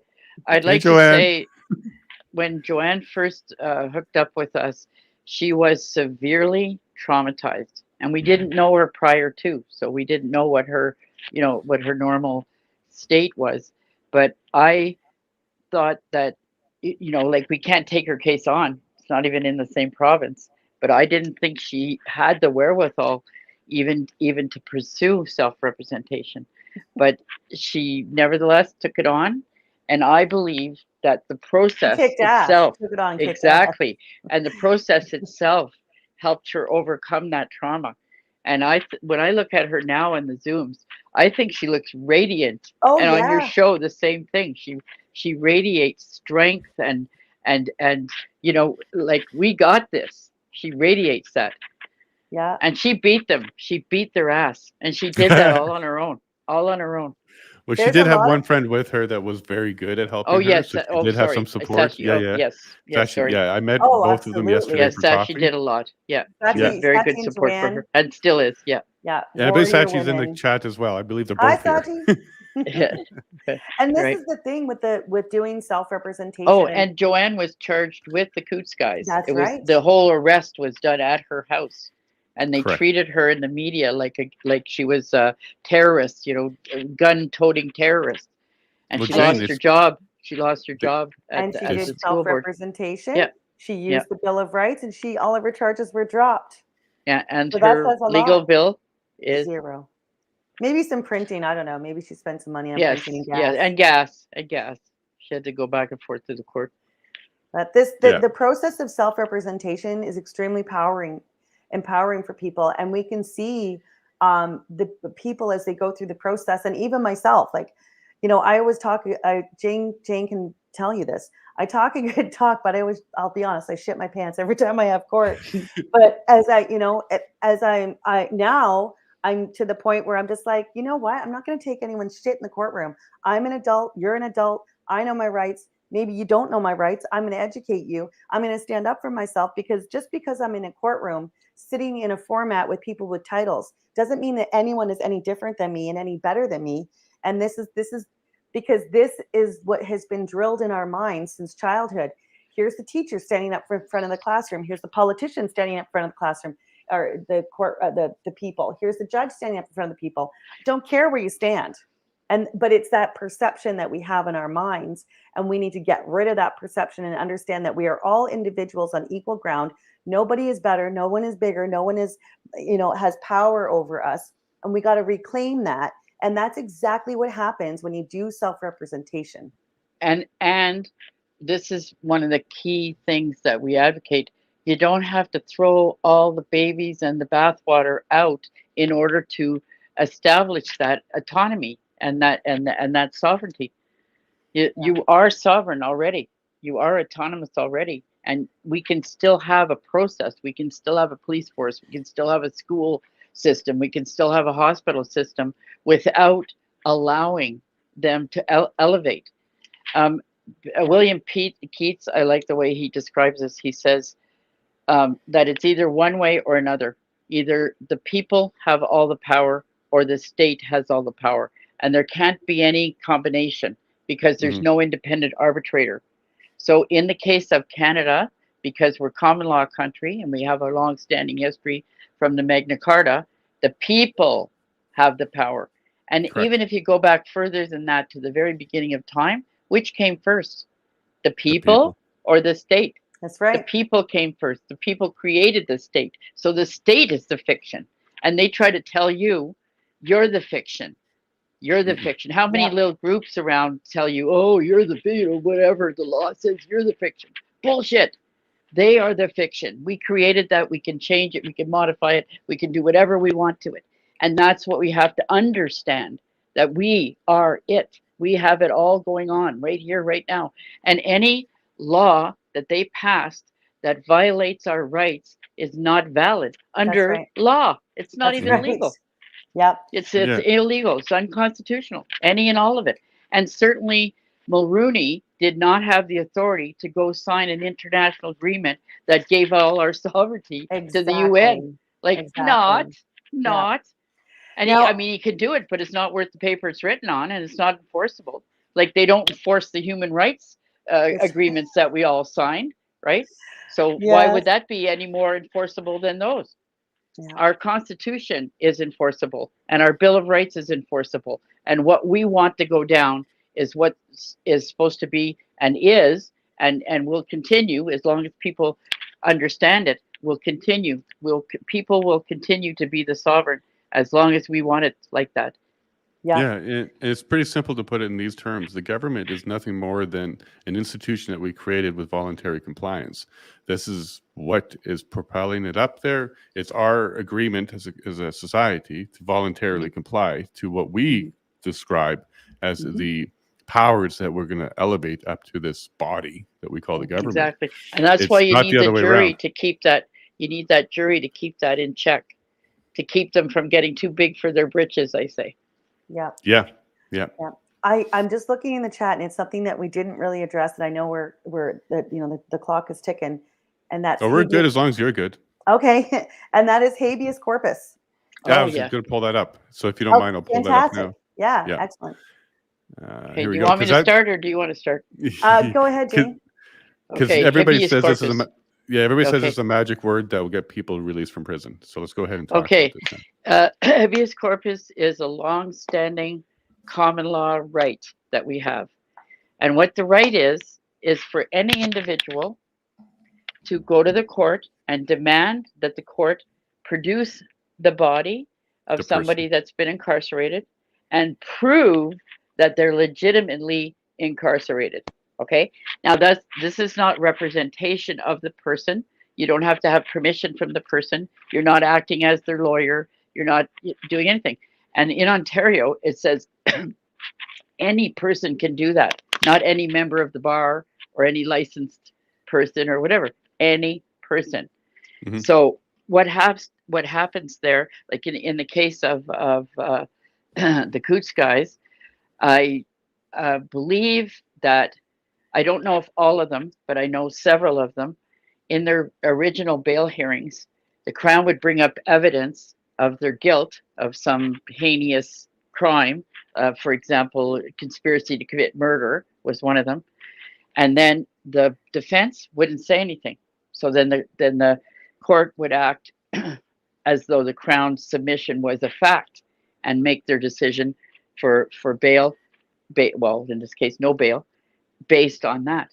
So that weakness can be shown in court, like where, like where's the evidence? And actually, we do know in one case what the evidence is that was missing, and the lawyer had it available to them, and they gave it to the Crown, but they didn't give it to the court.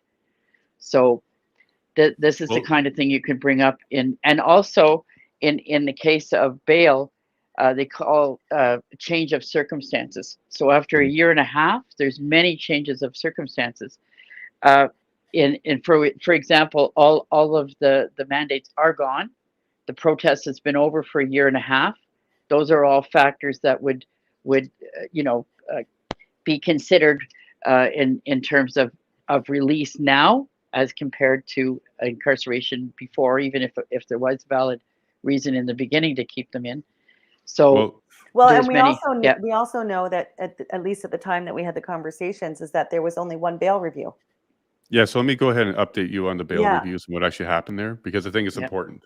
Yeah. Okay, so the first bail hearing, it was Chris Carbert or Lysick, one of the Chris's. I think it was Lysick. He was the first one up for the bail hearing. And this is what the judge did, folks. The Crown presented their side. It was scary information that the Crown presented.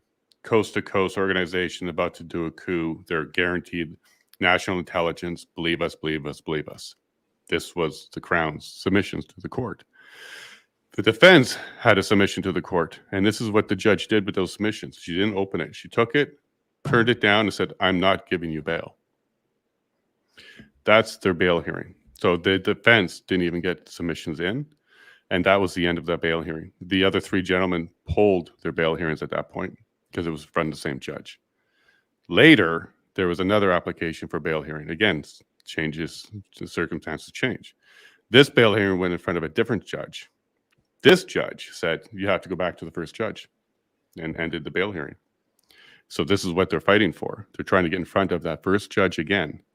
The next bail hearing is October. It's Chris Carbert. He brought his bail hearing. Well, they could do habeas corpus. Well, we've produced a body, and they haven't produced the evidence yet. Nobody has applied for habeas corpus. Nobody's applied for that. It's different than bail. And it's a different procedure and a different process. And there's nothing but it's not the defense who does it. It's somebody else that has to do it. It's only anybody can do it. The defense can do it, or anybody can do it. Any of the family members, any of us, anybody can do it. But under habeas corpus, so let's just get this straight, because the defense absolutely knows about it. There's no way they don't know about it, and they haven't not tried it. The question is whether or not the court will hear it. And at this stage, the court has to hear it. It's a right. Yeah, that's what you say. It's in the charter and the bill. It's in the charter and the bill. It's not the same as asking for a bail review, and I don't believe It's totally different. Yeah, it's 100%. The process is different. The history is different. The right is different. It's totally different. Yeah. The bail review process is an examination of whether bail is reasonable, and evidence of why the original incarceration was set is an issue. Like if you have more evidence that the Crown's submissions are not valid or whatever. And I know at least one case for sure has been confirmed that the original bail hearing, the judge did not challenge the evidence that was given, the critical evidence that was given by the Crown. And the other ones, I suspect, Tamara Leach, the Karimji, I listened to her bail hearing, and Karimji said it was a blockade and an occupation. The defense said nothing. So the court, when they made their decision, they said, "Oh, it's heinous, the blockade and occupation, acting in fully as though it was a fact." And in court, in court world, if one side says something and the other doesn't disagree, then that's a fact. So the lawyer let her be in that circumstance. And I know, I think, I believe 2 at least of the Coutts guys have that same condition. One for sure, and the other strongly suspect, and the others I don't know anything about, so I don't know what either way. But in her case, they kept her in because they said to let her out would make the public not have confidence in the judicial system, because of heinous crime, and they were releasing her into the public. Oh my God! And basically, what evidence was there that it was an occupation and a blockade? And even if there was, did she do it? You know what I mean? Like what? Yeah. No. My question to you, but the Crown, the defense says nothing. Like, yeah. So why are we presuming that it wasn't done habeas corpus and it wasn't just denied? I can't do that. I mean, why don't they use the bill instead of the charter? How the hell would I know? Like really? Exactly. Like I just don't know. And people ask us all the time. Well, if the bill's so much better, why do the lawyers always just use the charter?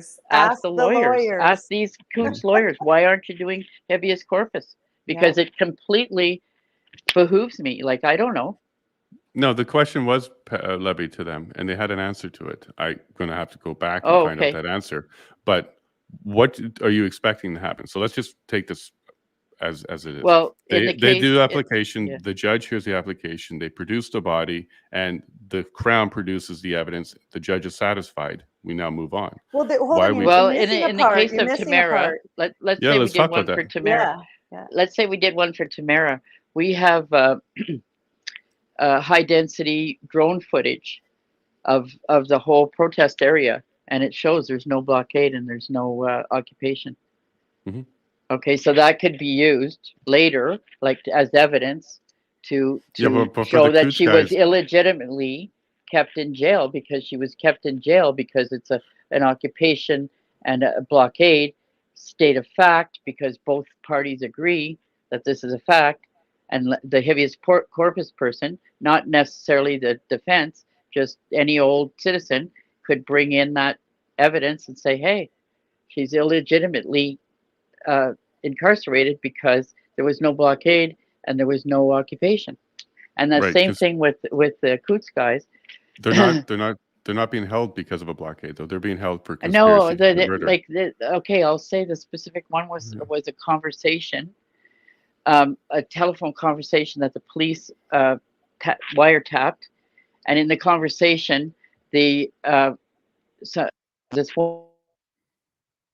Hey, CSIS didn't like that, Rebecca.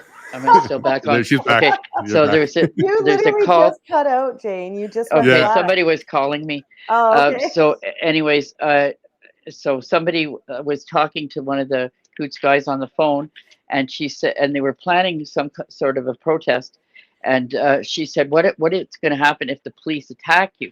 And he said, "Well, there's going to be bullets flying then." And she goes, "Oh, well, you don't want to do that." And he goes, "Well, no, like I'm just talking." And then they went on to finish their conversation. So that material needed to be presented, like that person that was in the conversation could have went and testified in the bail hearing, or an affidavit, whatever. And then that would have counteracted the police saying that there's evidence of a murderous conspiracy. You see? Sure. No, I hear where you're coming from. So on habeas corpus, the habeas corpus could do the same thing. They could bring that information. Yeah, but I don't think it's that simple. It is that simple. Like it is. That's meant to be that simple. It's meant to be. But hold on. But you're only talking about one conversation between one gentleman, and you're not wrong. And that conversation exists. There's 4 guys, and there's more information that you and I don't get to see. This is the stuff that's currently under a publication ban. That's part of the ITO's information to obtain. And the court has seen this. We haven't. We don't even know what it says. But this is what they're basing their decision on. Well, We can challenge individual pieces of it like you're doing right now, which is fine. Yeah. And that's certainly what will happen in trial. Well, in this But- case, apparently this one individual, this is the only evidence. I don't know. Correct. And you, I'm and you just actually trying to stated it. clarify that talk we to you. had the I'm conversation. just trying to with their talk to you family. hypothetically. But I- Exactly. Yeah. Yeah. We And did I have just a want to conversation. touch. I just want to touch Yeah. on that comment too. That Yeah. comment never said whose bullets, by the way.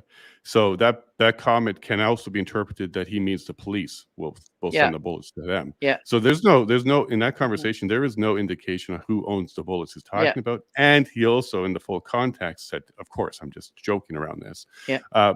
But like if I was defending him on that particular comment, and I know who said that, if I was defending him on that particular comment, I'd be like, well, he's talking about the police. If you go and attack the police, they're going to send bullets your way. End of conversation. Yeah. But they didn't. for They the didn't even do that. well, we're not in trial yet. They Well, don't no, have but that should tried have been yet. done in the bail review.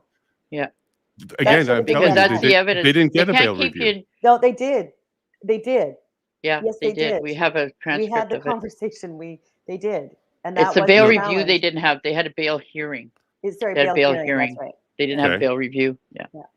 Yeah, and they didn't bring that stuff up. I The understand Crown that. did. No, the Crown did. and No, the- I meant the defense. Yes, Yeah, and the that defense, was yeah. that was a missed opportunity because the defense should have said, "Stop Yeah. right there. Yeah. Here's the counter. Here's the evidence." Yeah. to- Yeah. Yeah, and And- also too, that's what bail reviews are for. New Mhm. information. So because Correct. it wasn't presented there, it can be presented later, or it could be done under habeas corpus.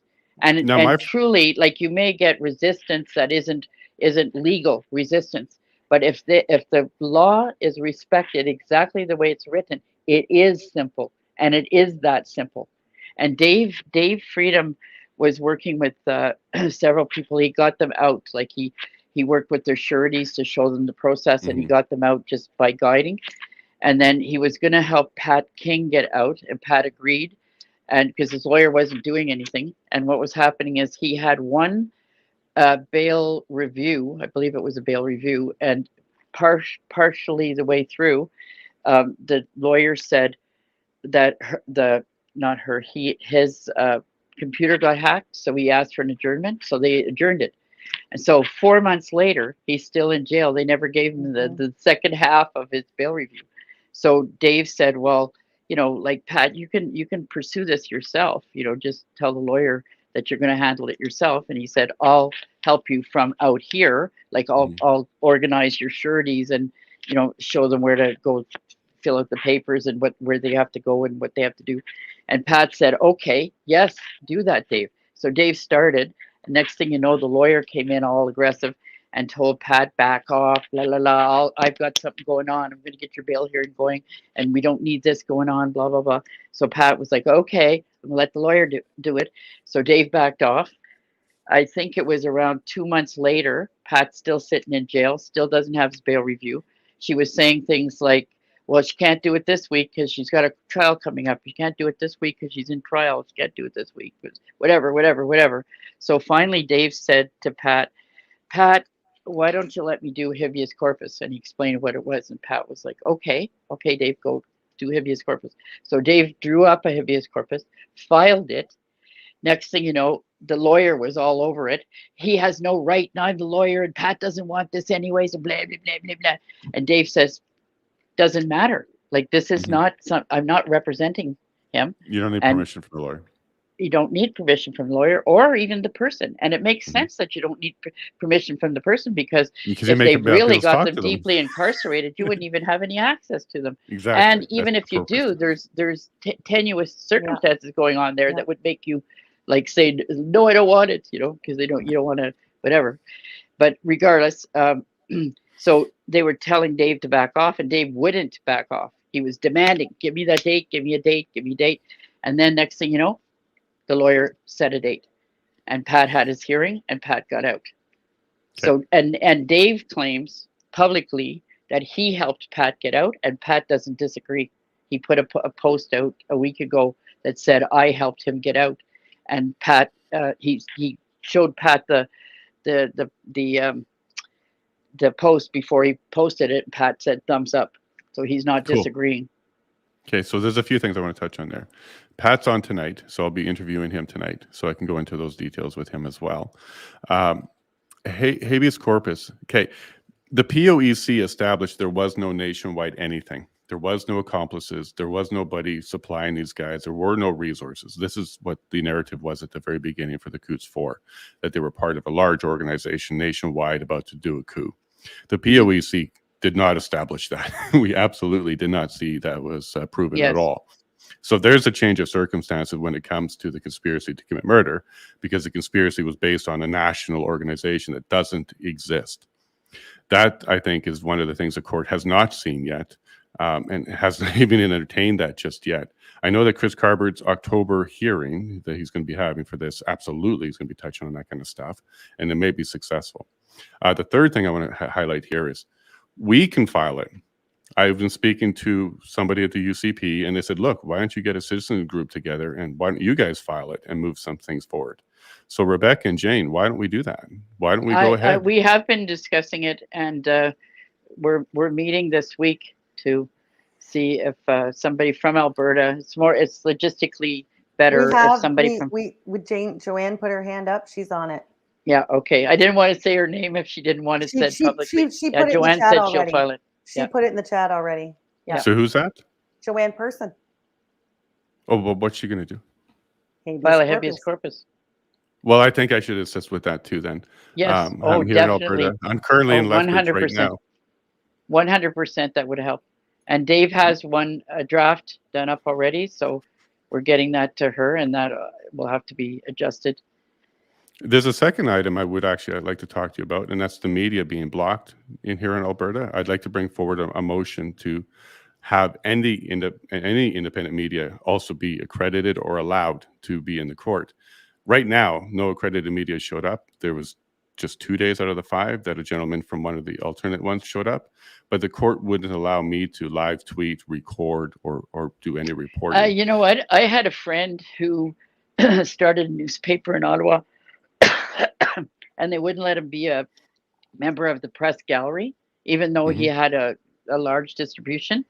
And he filed a UN complaint, and he won. Ooh. They said it was a violation of freedom of speech because he was not being allowed access because he didn't have a membership. And that's a private club too, for Christ's sake. It's not even a government accredited process. It's just whoever they feel like letting in, they let in. Yeah, so I'd like to bring forward both of those. I'd like to correct the Alberta judicial system, which allows press. Here's the way I'd like to see it happen. It's a privilege. I would accept the fact that being in press would be a privilege, but anybody can apply for it and you can get it, and then you can lose it if you do things wrong. So you can lose that privilege. And that's the way it should be. I should be able to just fill out a form. Here I am. I'm calling myself press. I'm going to record. I'm going to do stuff on this. And then there's a regulation to say you can't. For example, one of the things you can't do is when the judge says stop all recordings, you have to stop all recordings, stuff like that. And I would absolutely think that the system should be a privilege that I can go ahead and leverage and then lose it if I do anything wrong.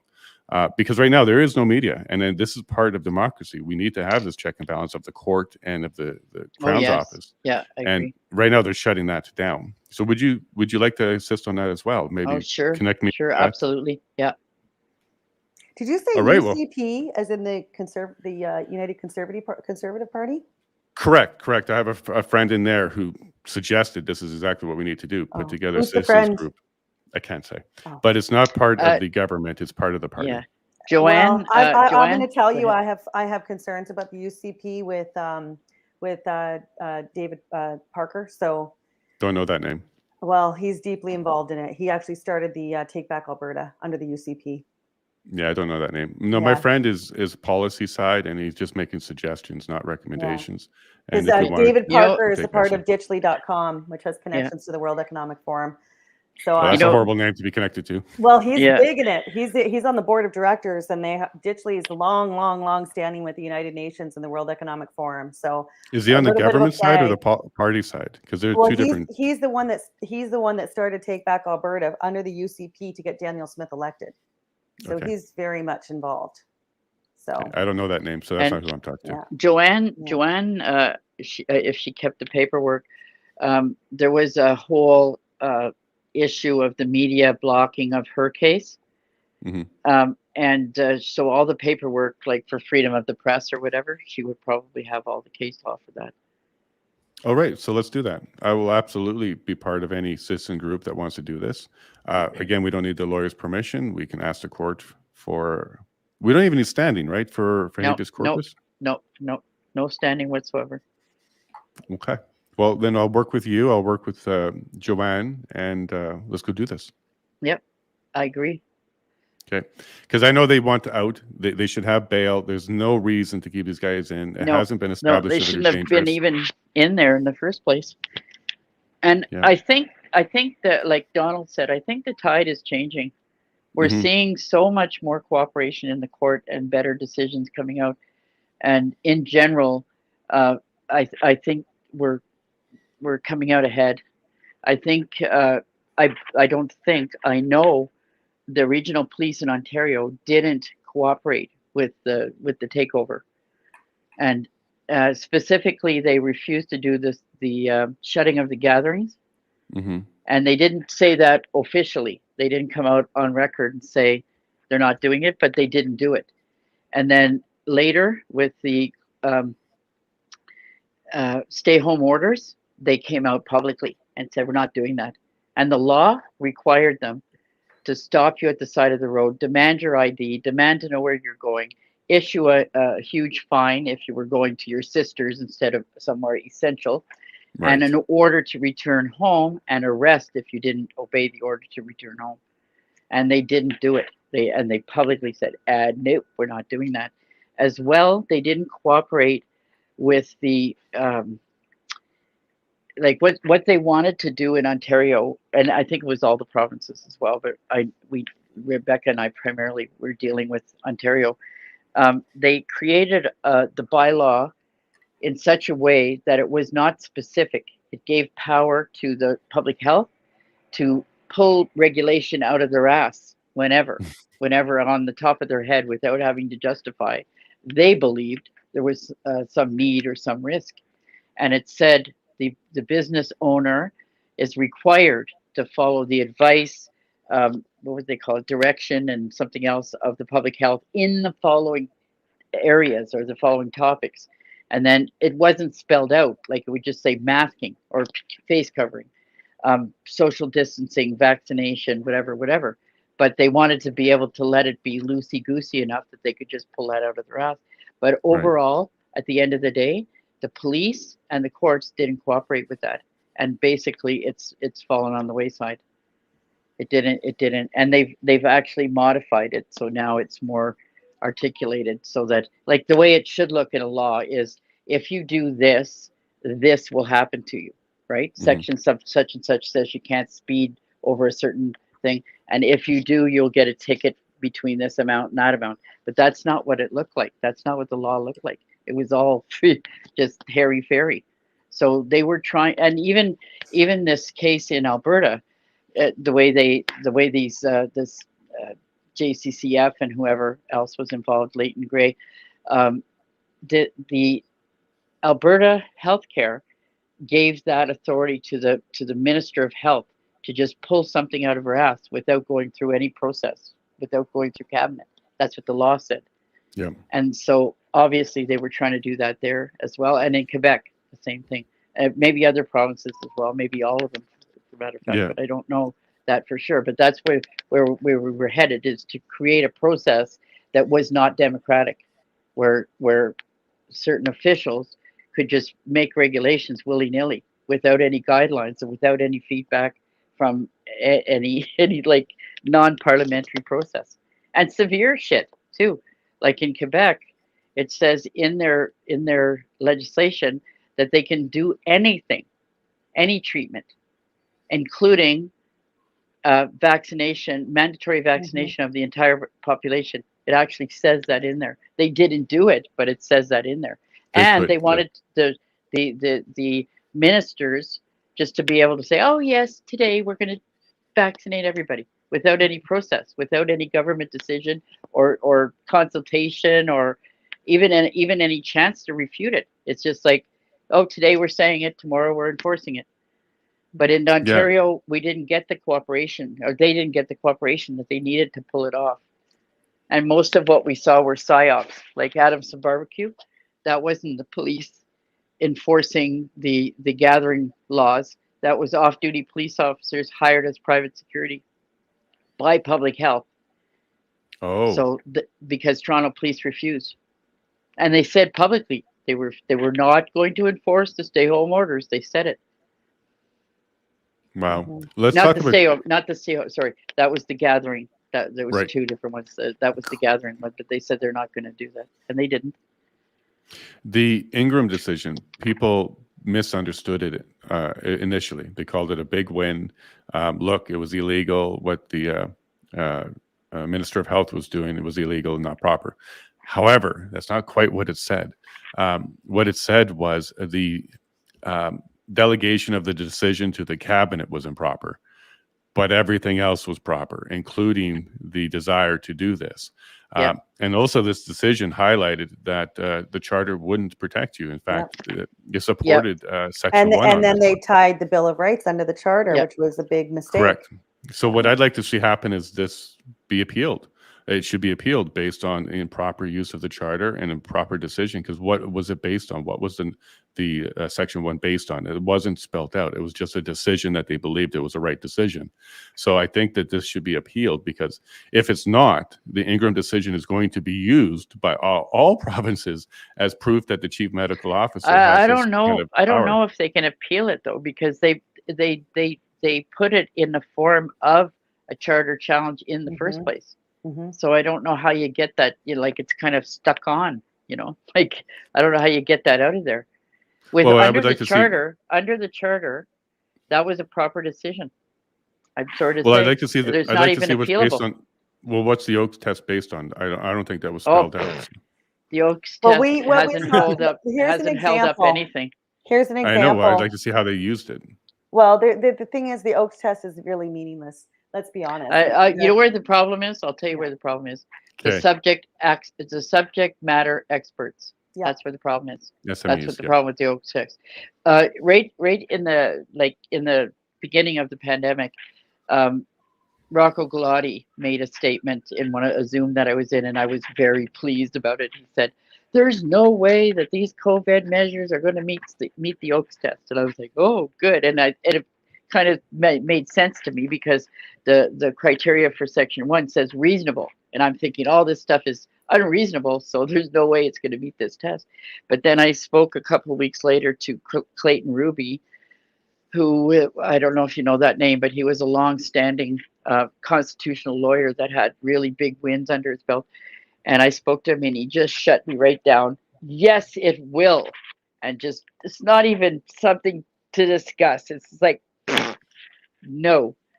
And I was like, whoa, what the hell now then? What the hell? We have nothing. Because I was just slightly familiar with the bill, but I didn't understand, that this was going to be something that we could use instead of.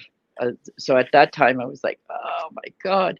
But that's where I learned later where the weakness is the court will take the mounds of proof and evidence that something's unreasonable, like vaccine, like reducing. The one case was Church of God. They told them they had to reduce to 10% of their congregation with masks on, 2 feet apart, and no singing. Okay, so they said this is a violation of religious rights expression, and the court said yes, in fact, and they didn't use the charter, right?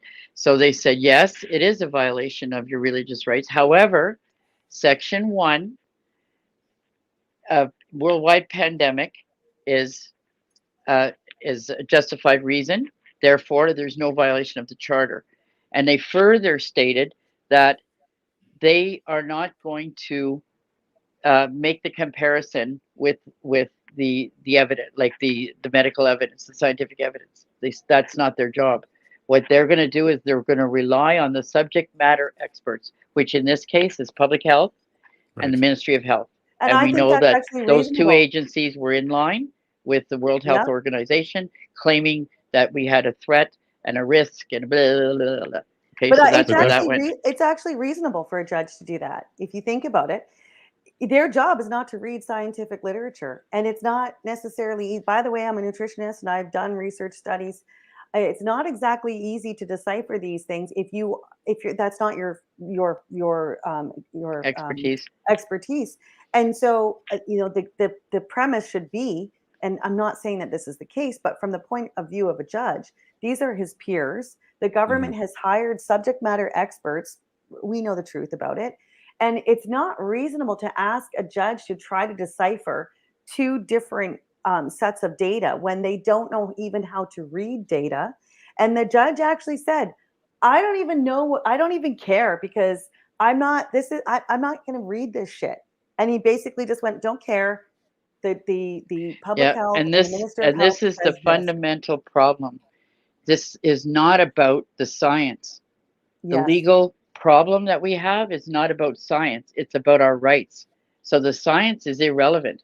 Like, they could have better science about vaccine, and I still don't have to take a vaccine because I have a right to informed consent. That doesn't say unless and if and what and da. Okay, like common law, I have a right to say no. I don't want that vaccine. I don't care if all your ducks are in a row. I don't care. I'm not having it. It's That's funny what how it's my about, body, and my that's choice what we means should have nothing now. stuck to. As soon as you get into that conversation, you're weakening your right. You're saying it's a conditional right.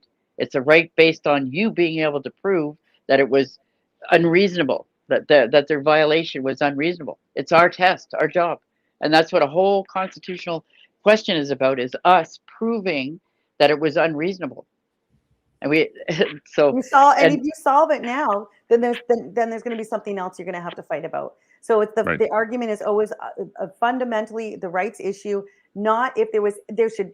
This is the thing, and go back to the Emergencies Act that states in paragraph 3 that our rights should not be abridged, infringed, abrogated, and it does state the Canadian Bill of Rights, but not a single person in the Public Order Emergency Commission stood up and said, "Hey, what about the Bill of Rights?" Not except one me, person. except Yeah, me. except Jane. No, well, I'm going to talk about the JCCF lawyers, okay? I'm going to talk about Yeah. Democracy Fund lawyers and the JCCF lawyers, whom, by the way, shafted us.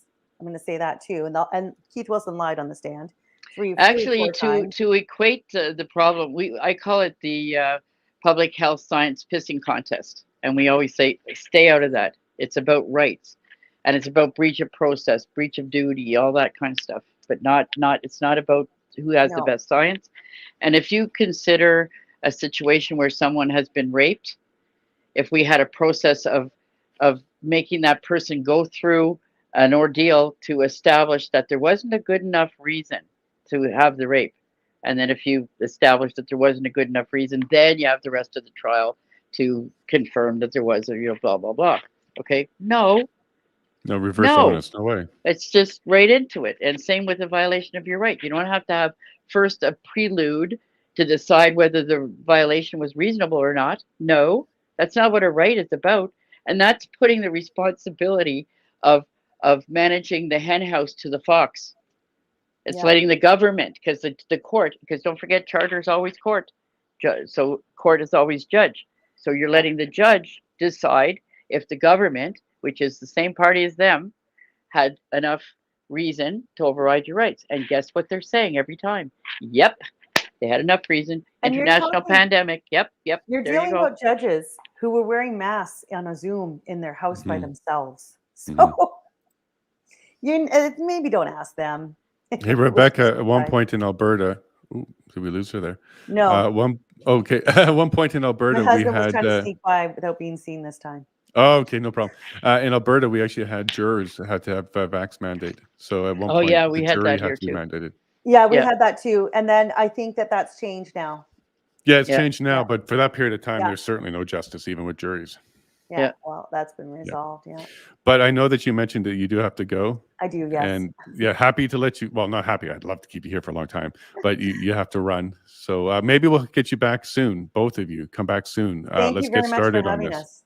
Okay, my spread pleasure. the word that we need our juries back in the grand jury, which we didn't get time to get into, but we're organizing a grand jury to look at the evidence of treason against Trudeau, Freeland, Mendocino, Lametti, and Blair. And we have oodles. oodles already gathered over the past year, and I'm sure much more to come. And let's And be it's all going to clear, be public. we're not doing a fake grand jury. We're not trying to take over a courtroom. We're not willy-nilly putting together some people. We are planning this. We are putting together the members. We are vetting them. We are screening them. We are certainly not storming a courtroom. And we are not just building this out of nothing. We've been working on this for a very long time. And I have to say this because I'm not going to even say the name, but there's a gentleman in BC. I don't know what he's trying to do, but he actually stormed a courtroom, which I don't know how they didn't get arrested for that. That's not how you do it. That's not how And you he's do it. promoting an international criminal court, which is UN court. Yeah. So he's saying don't he's need having the a UN grand help. jury to bring the issue to the international Criminal UN court. The No, we're he's not muddying- doing real that. crime, he's- the crime, he's muddying the that's a process. crime itself. Yeah. Yeah, We don't he's need to go muddying the outside of process. Canada. Yeah. We don't Yeah. So need to what go we're outside of Canada. talking about is the grand jury that we have by virtue of common law, and Trudeau Senior just kind of kicked it off to the side. It wasn't repealed, and it wasn't even discussed. It was just just shoved aside. So we're bringing it back. It's grand jury is something that's supposed to be independent of the state. So the court and the state have nothing to do with it. So there's no reason why we can't initiate this process as members of the public, because that's what it is. A grand jury is the public, citizens. So we're going to do it very, very professionally, and there's a process for getting subpoenas from the court to go through the process, and then we're going to bring our conclusion. If it's a positive conclusion for charges, it will go to the RCMP, and if the RCMP don't act, we're going to seek a writ. No, not that way. We're going to get a writ of mandamus to force the police to do it. If we have enough evidence, oh yeah, for sure. We have retired police officers and other professionals that can analyze the data. We hope Donald would I was just join going to on. offer him up. Yeah, Donald will be there. Exactly. So it'll be a very professional result, and we have a right to do this. We have a common law right to do this, and they have nothing to say. Oh well, the court is supposed to no. Oh, the government no. This is like a citizen's jury, and the whole purpose of it is to keep the government from overusing power. Right. That's what it's for. That's Right. It's so that the citizen decides if the government's going to use force. That's what it's for. That's what a grand jury's for. For sure. And I would recommend Donald Bast, Rick Abbott, and Danny Bulford if you're looking for police officers. Danny Bulford? No. Yeah. Nothing. No? Okay. Well, you can go ahead and wrap up. All right. Well, thank you so much, Jason. Appreciate it. No problem. We'll have you back, Rebecca. Me too. Thank And you. we're fans of you too. As of recent, Aw. we saw with Joanne. It was really glad that she got all of that out, and so people understand the full dynamic of what hit her. Holy crap! And the media going after her, and her employer firing her, and oh my God! And then criminal court, not knowing, like she's not a criminal, so she didn't know the system at all. So she had to seat of her pants. We call that seat of your pants loss degree. If you can stick around, Jane, for just a couple more minutes, there's a couple questions I want to get to. I do want to let Rebecca get back to her day, though. Okay. Thanks, Bye, guys. Rebecca. Bye. Bye, Rebecca. All right. So there's only a few questions left, and then I'll let you go as well, if you don't mind. Sure. We're not on the clock, so I'll steal another it's all hour. good. Here's a question from Shelley. Why would the judge decide if he's going to open it or not? So now we're talking about the envelope here. Shelley, the decision is whether or not to pierce the veil of client solicitor privilege. And this is a very important thing in law and to protect. So it can't be taken lightly. You would agree with that, Jane? Well, yes and no. I think that there's other rights that are more important. The right to a full defense, especially for such serious charges, is much greater than client privilege. And I'm not even a fan of considering that the whole concept of privilege be applied to a public official. That shouldn't even be there at all, ever. So they have nothing on this side and something really strong on the side of the Coutts guys. So I'd Right. say they need to open that up. And if they're worried about the sensitivity, at least open it up to the defense being able to use it.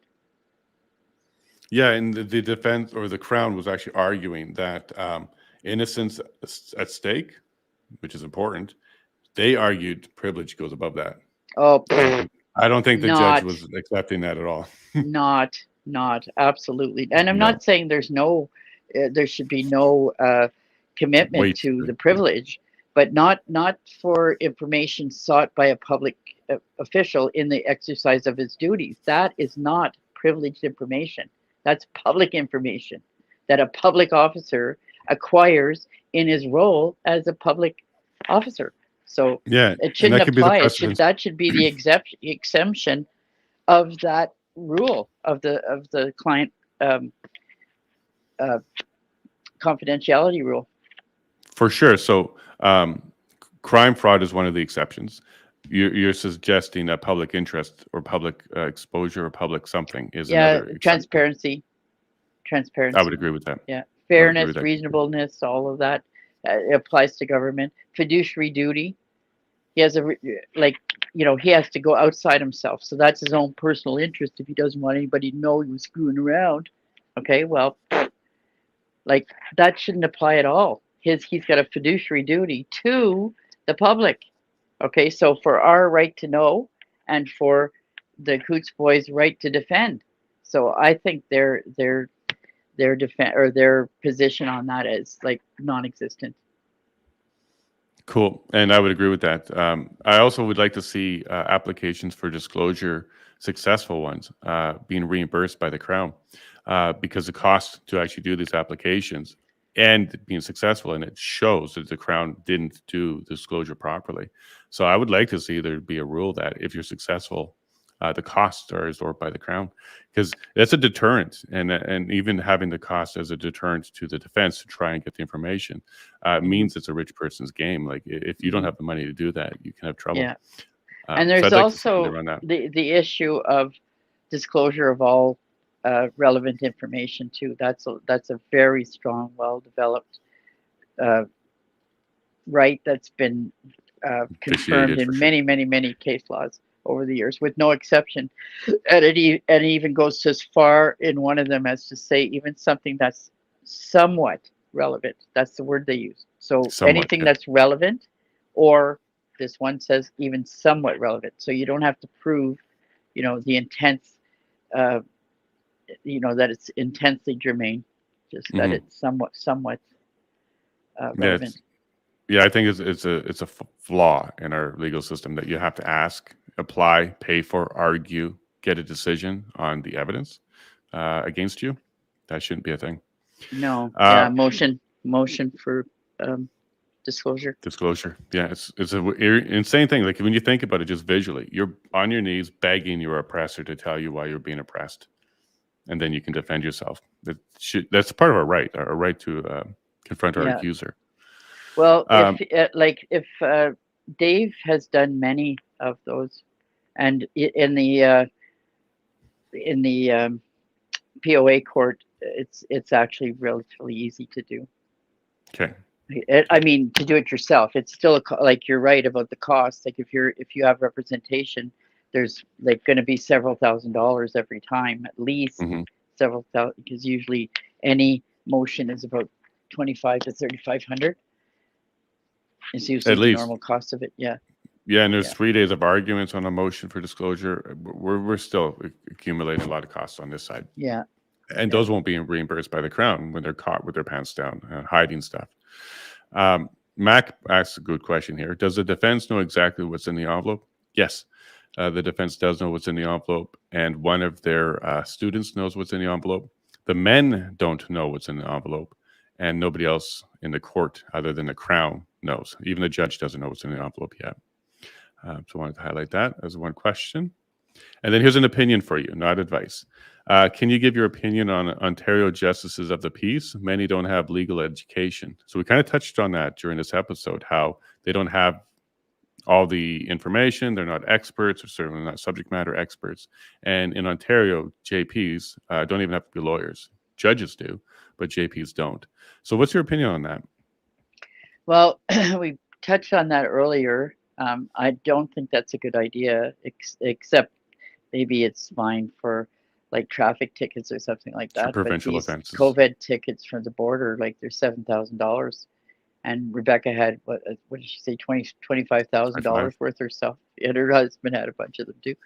So $7,000 ticket shouldn't be adjudicated by somebody who doesn't have any training to do so.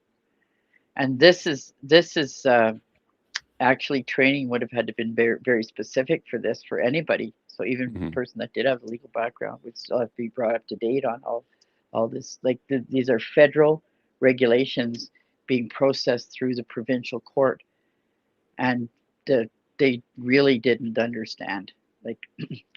Like Rebecca really dug deep into that process and giving people the information. The courts were just completely unglued about it. They couldn't answer questions. They couldn't provide relevant information and explanations and so on. So it was quite farcical, the whole process. And then in general, we have a problem with Ontario Court of Justice because that's where they're being adjudicated, these border tickets, and you can't deal with your rights in there because it's not a court of competent jurisdiction. It's well, I call it a bastard court because it's not married to the Constitution. Yeah, we're told quasi-criminal. They're not quite criminal. It's a separate court. You're talking about the provincial court. Well, they're putting all the criminal in there too, eh? 95. I just saw that just coincidentally last night. 95% of criminal goes through there too. So that means your rights are not being considered in 95% of the cases that are going in front of them. And that's ridiculous because every time you're charged, your rights are violated. Okay. And I don't mean in the sense that it's not justified. It's due process of law. So if you kill somebody, you're going to be arrested, so you lose your liberty. So that's a violation of your right. But that has to be a part of what the court is considering. It's the rights. Like did they leave these Coutts guys in jail for 1.5 years? For what?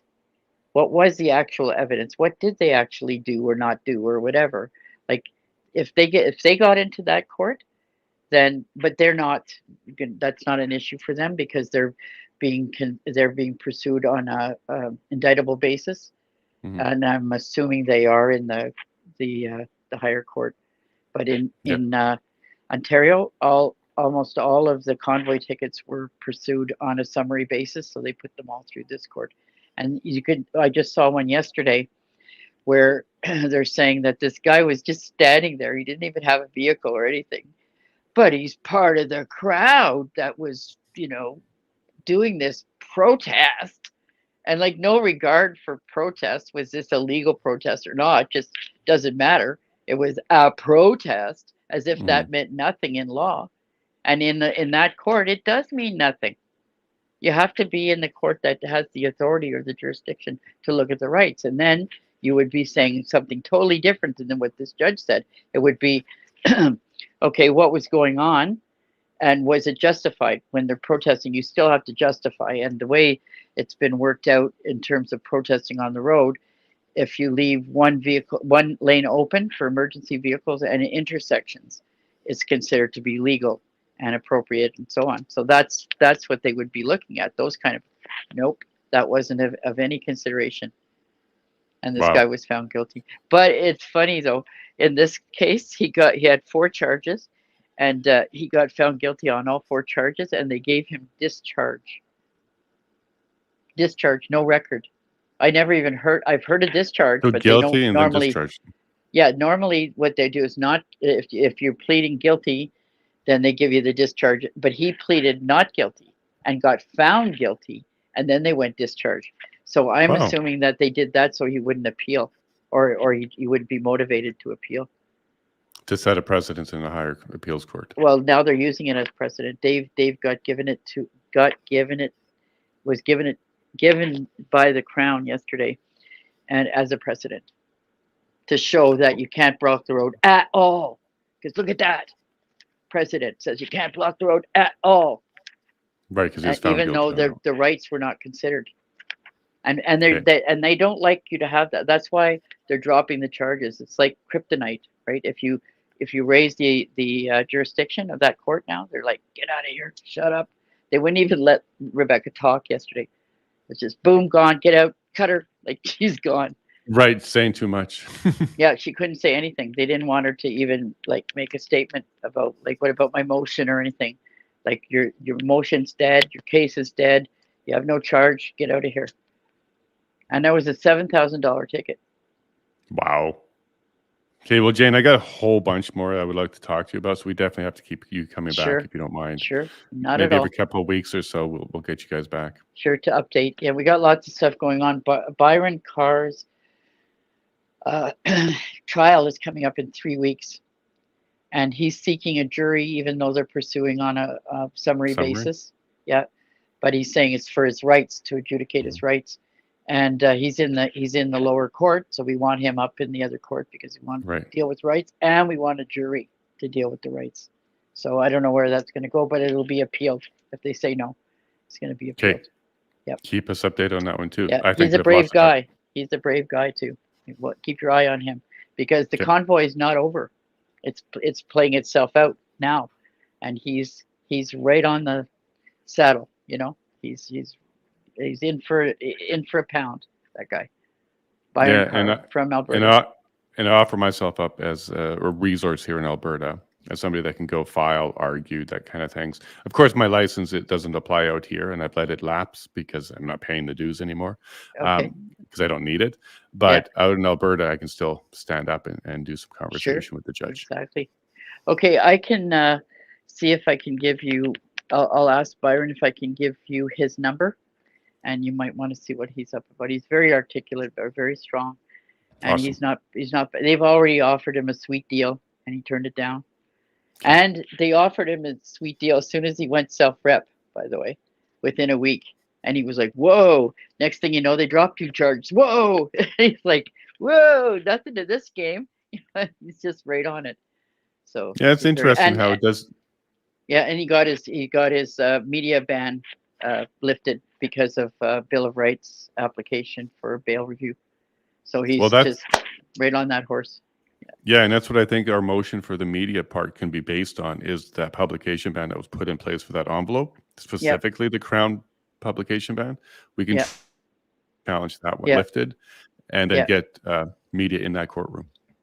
Yeah, it should never be a publication ban initiated by the state. It should only be for protection of information, so not to taint a jury or whatever, things like that. For the defendant.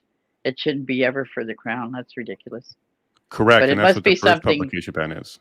It must be something that makes them look very bad. If it's going to go to this extent to keep it very... And that's what the judge said. The judge said it would put the office in dispute or disarray in front of the public. And well, maybe they should just buck up. They should just buck up, and then they wouldn't be in disrepute. You know what I mean? Like, don't protect them. That's going to make them continue to be in disrepute, but nobody knows about it. And that's my argument for sure. For the interest of justice, hiding information that is against the Crown is not in the interest of justice, and you're tainting the jury pool. No, they should take, if they want to gain the confidence again, fire that Crown and make a public demonstration of it. Like, we don't tolerate this activity in our... that's how you get confidence of the public, not by hiding it, making people think, what the hell is in that? That's what I'm thinking. Like, what is it? What is in there? That's so bad. Yeah, exactly. Yeah. Okay. So thank you, Jane. This was a wonderful episode. The chat loves you. You got a lot of support, and we're going to keep talking about this stuff, Jane. Okay. Great. Okay. Thanks for having us on. # we got this. We got this. Yeah. I love it, Jane. Oh. She's gone. I didn't push the button that time. She's gone. Well, what do you guys think? We actually had a good conversation with Jane and Rebecca. We may have some things on the move on this side now. Habeas corpus. I do want to talk to the lawyers, at least one of them on this side, to see why, and if not. But I absolutely understand that maybe they have their own path. They're dealing with their own things. There's multiple lawyers that have been changed. They're working on it. But we don't need their permission. We don't even need their approval to go ahead and file This is the whole purpose of habeas corpus. So let's look into it. Now, I do still want to highlight, I believe they've already looked at that, but that information I don't have, and I don't know what the results of that is, and nor do we need to. We can move ahead on that as well. And I absolutely love the idea of challenging the publication ban and getting media in there, me or otherwise. It doesn't matter who. It just means we should be able to do that. So hopefully that will be fruitful. So we'll be working on that as well. Remember, tonight is Pat King, so tune in at 4 p.m. Mountain, 6 p.m. Eastern. He's all ready to go. Chatted with him yesterday. He was so excited he wanted to do it yesterday. Had to remind him it was on the 17th, but he's ready to go as well. And as you heard there was some habeas corpus with him as well, so we can talk to him about how that was successful for him, even though his lawyer didn't seem to want to participate in that. So we'll find out. We'll find out from him a bit about that tonight.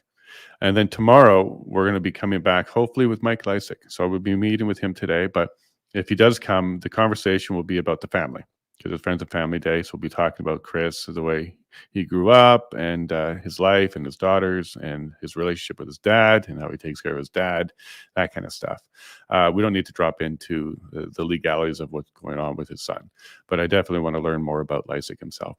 Saw him yesterday in person. I want to know more about his history. So hopefully that's something that's interests you as well. So I'll be meeting with him shortly. Mike Lysick and Betty. We're going to go have a coffee. And Joanne, we're going to talk. We're going to keep going. And then your friend as well. So Joanne says we got this. We're going to make this little group in Alberta here, and we're going to try and help Stand for Thee get some of their messaging out and apply it in our courts here. And yeah, we do have a Bill of Rights in Alberta, so maybe that can be leveraged as well. Well, folks, thank you very much. It was a long one, but it was necessary. Thank you all for being here. And, I love you a lot, and God bless.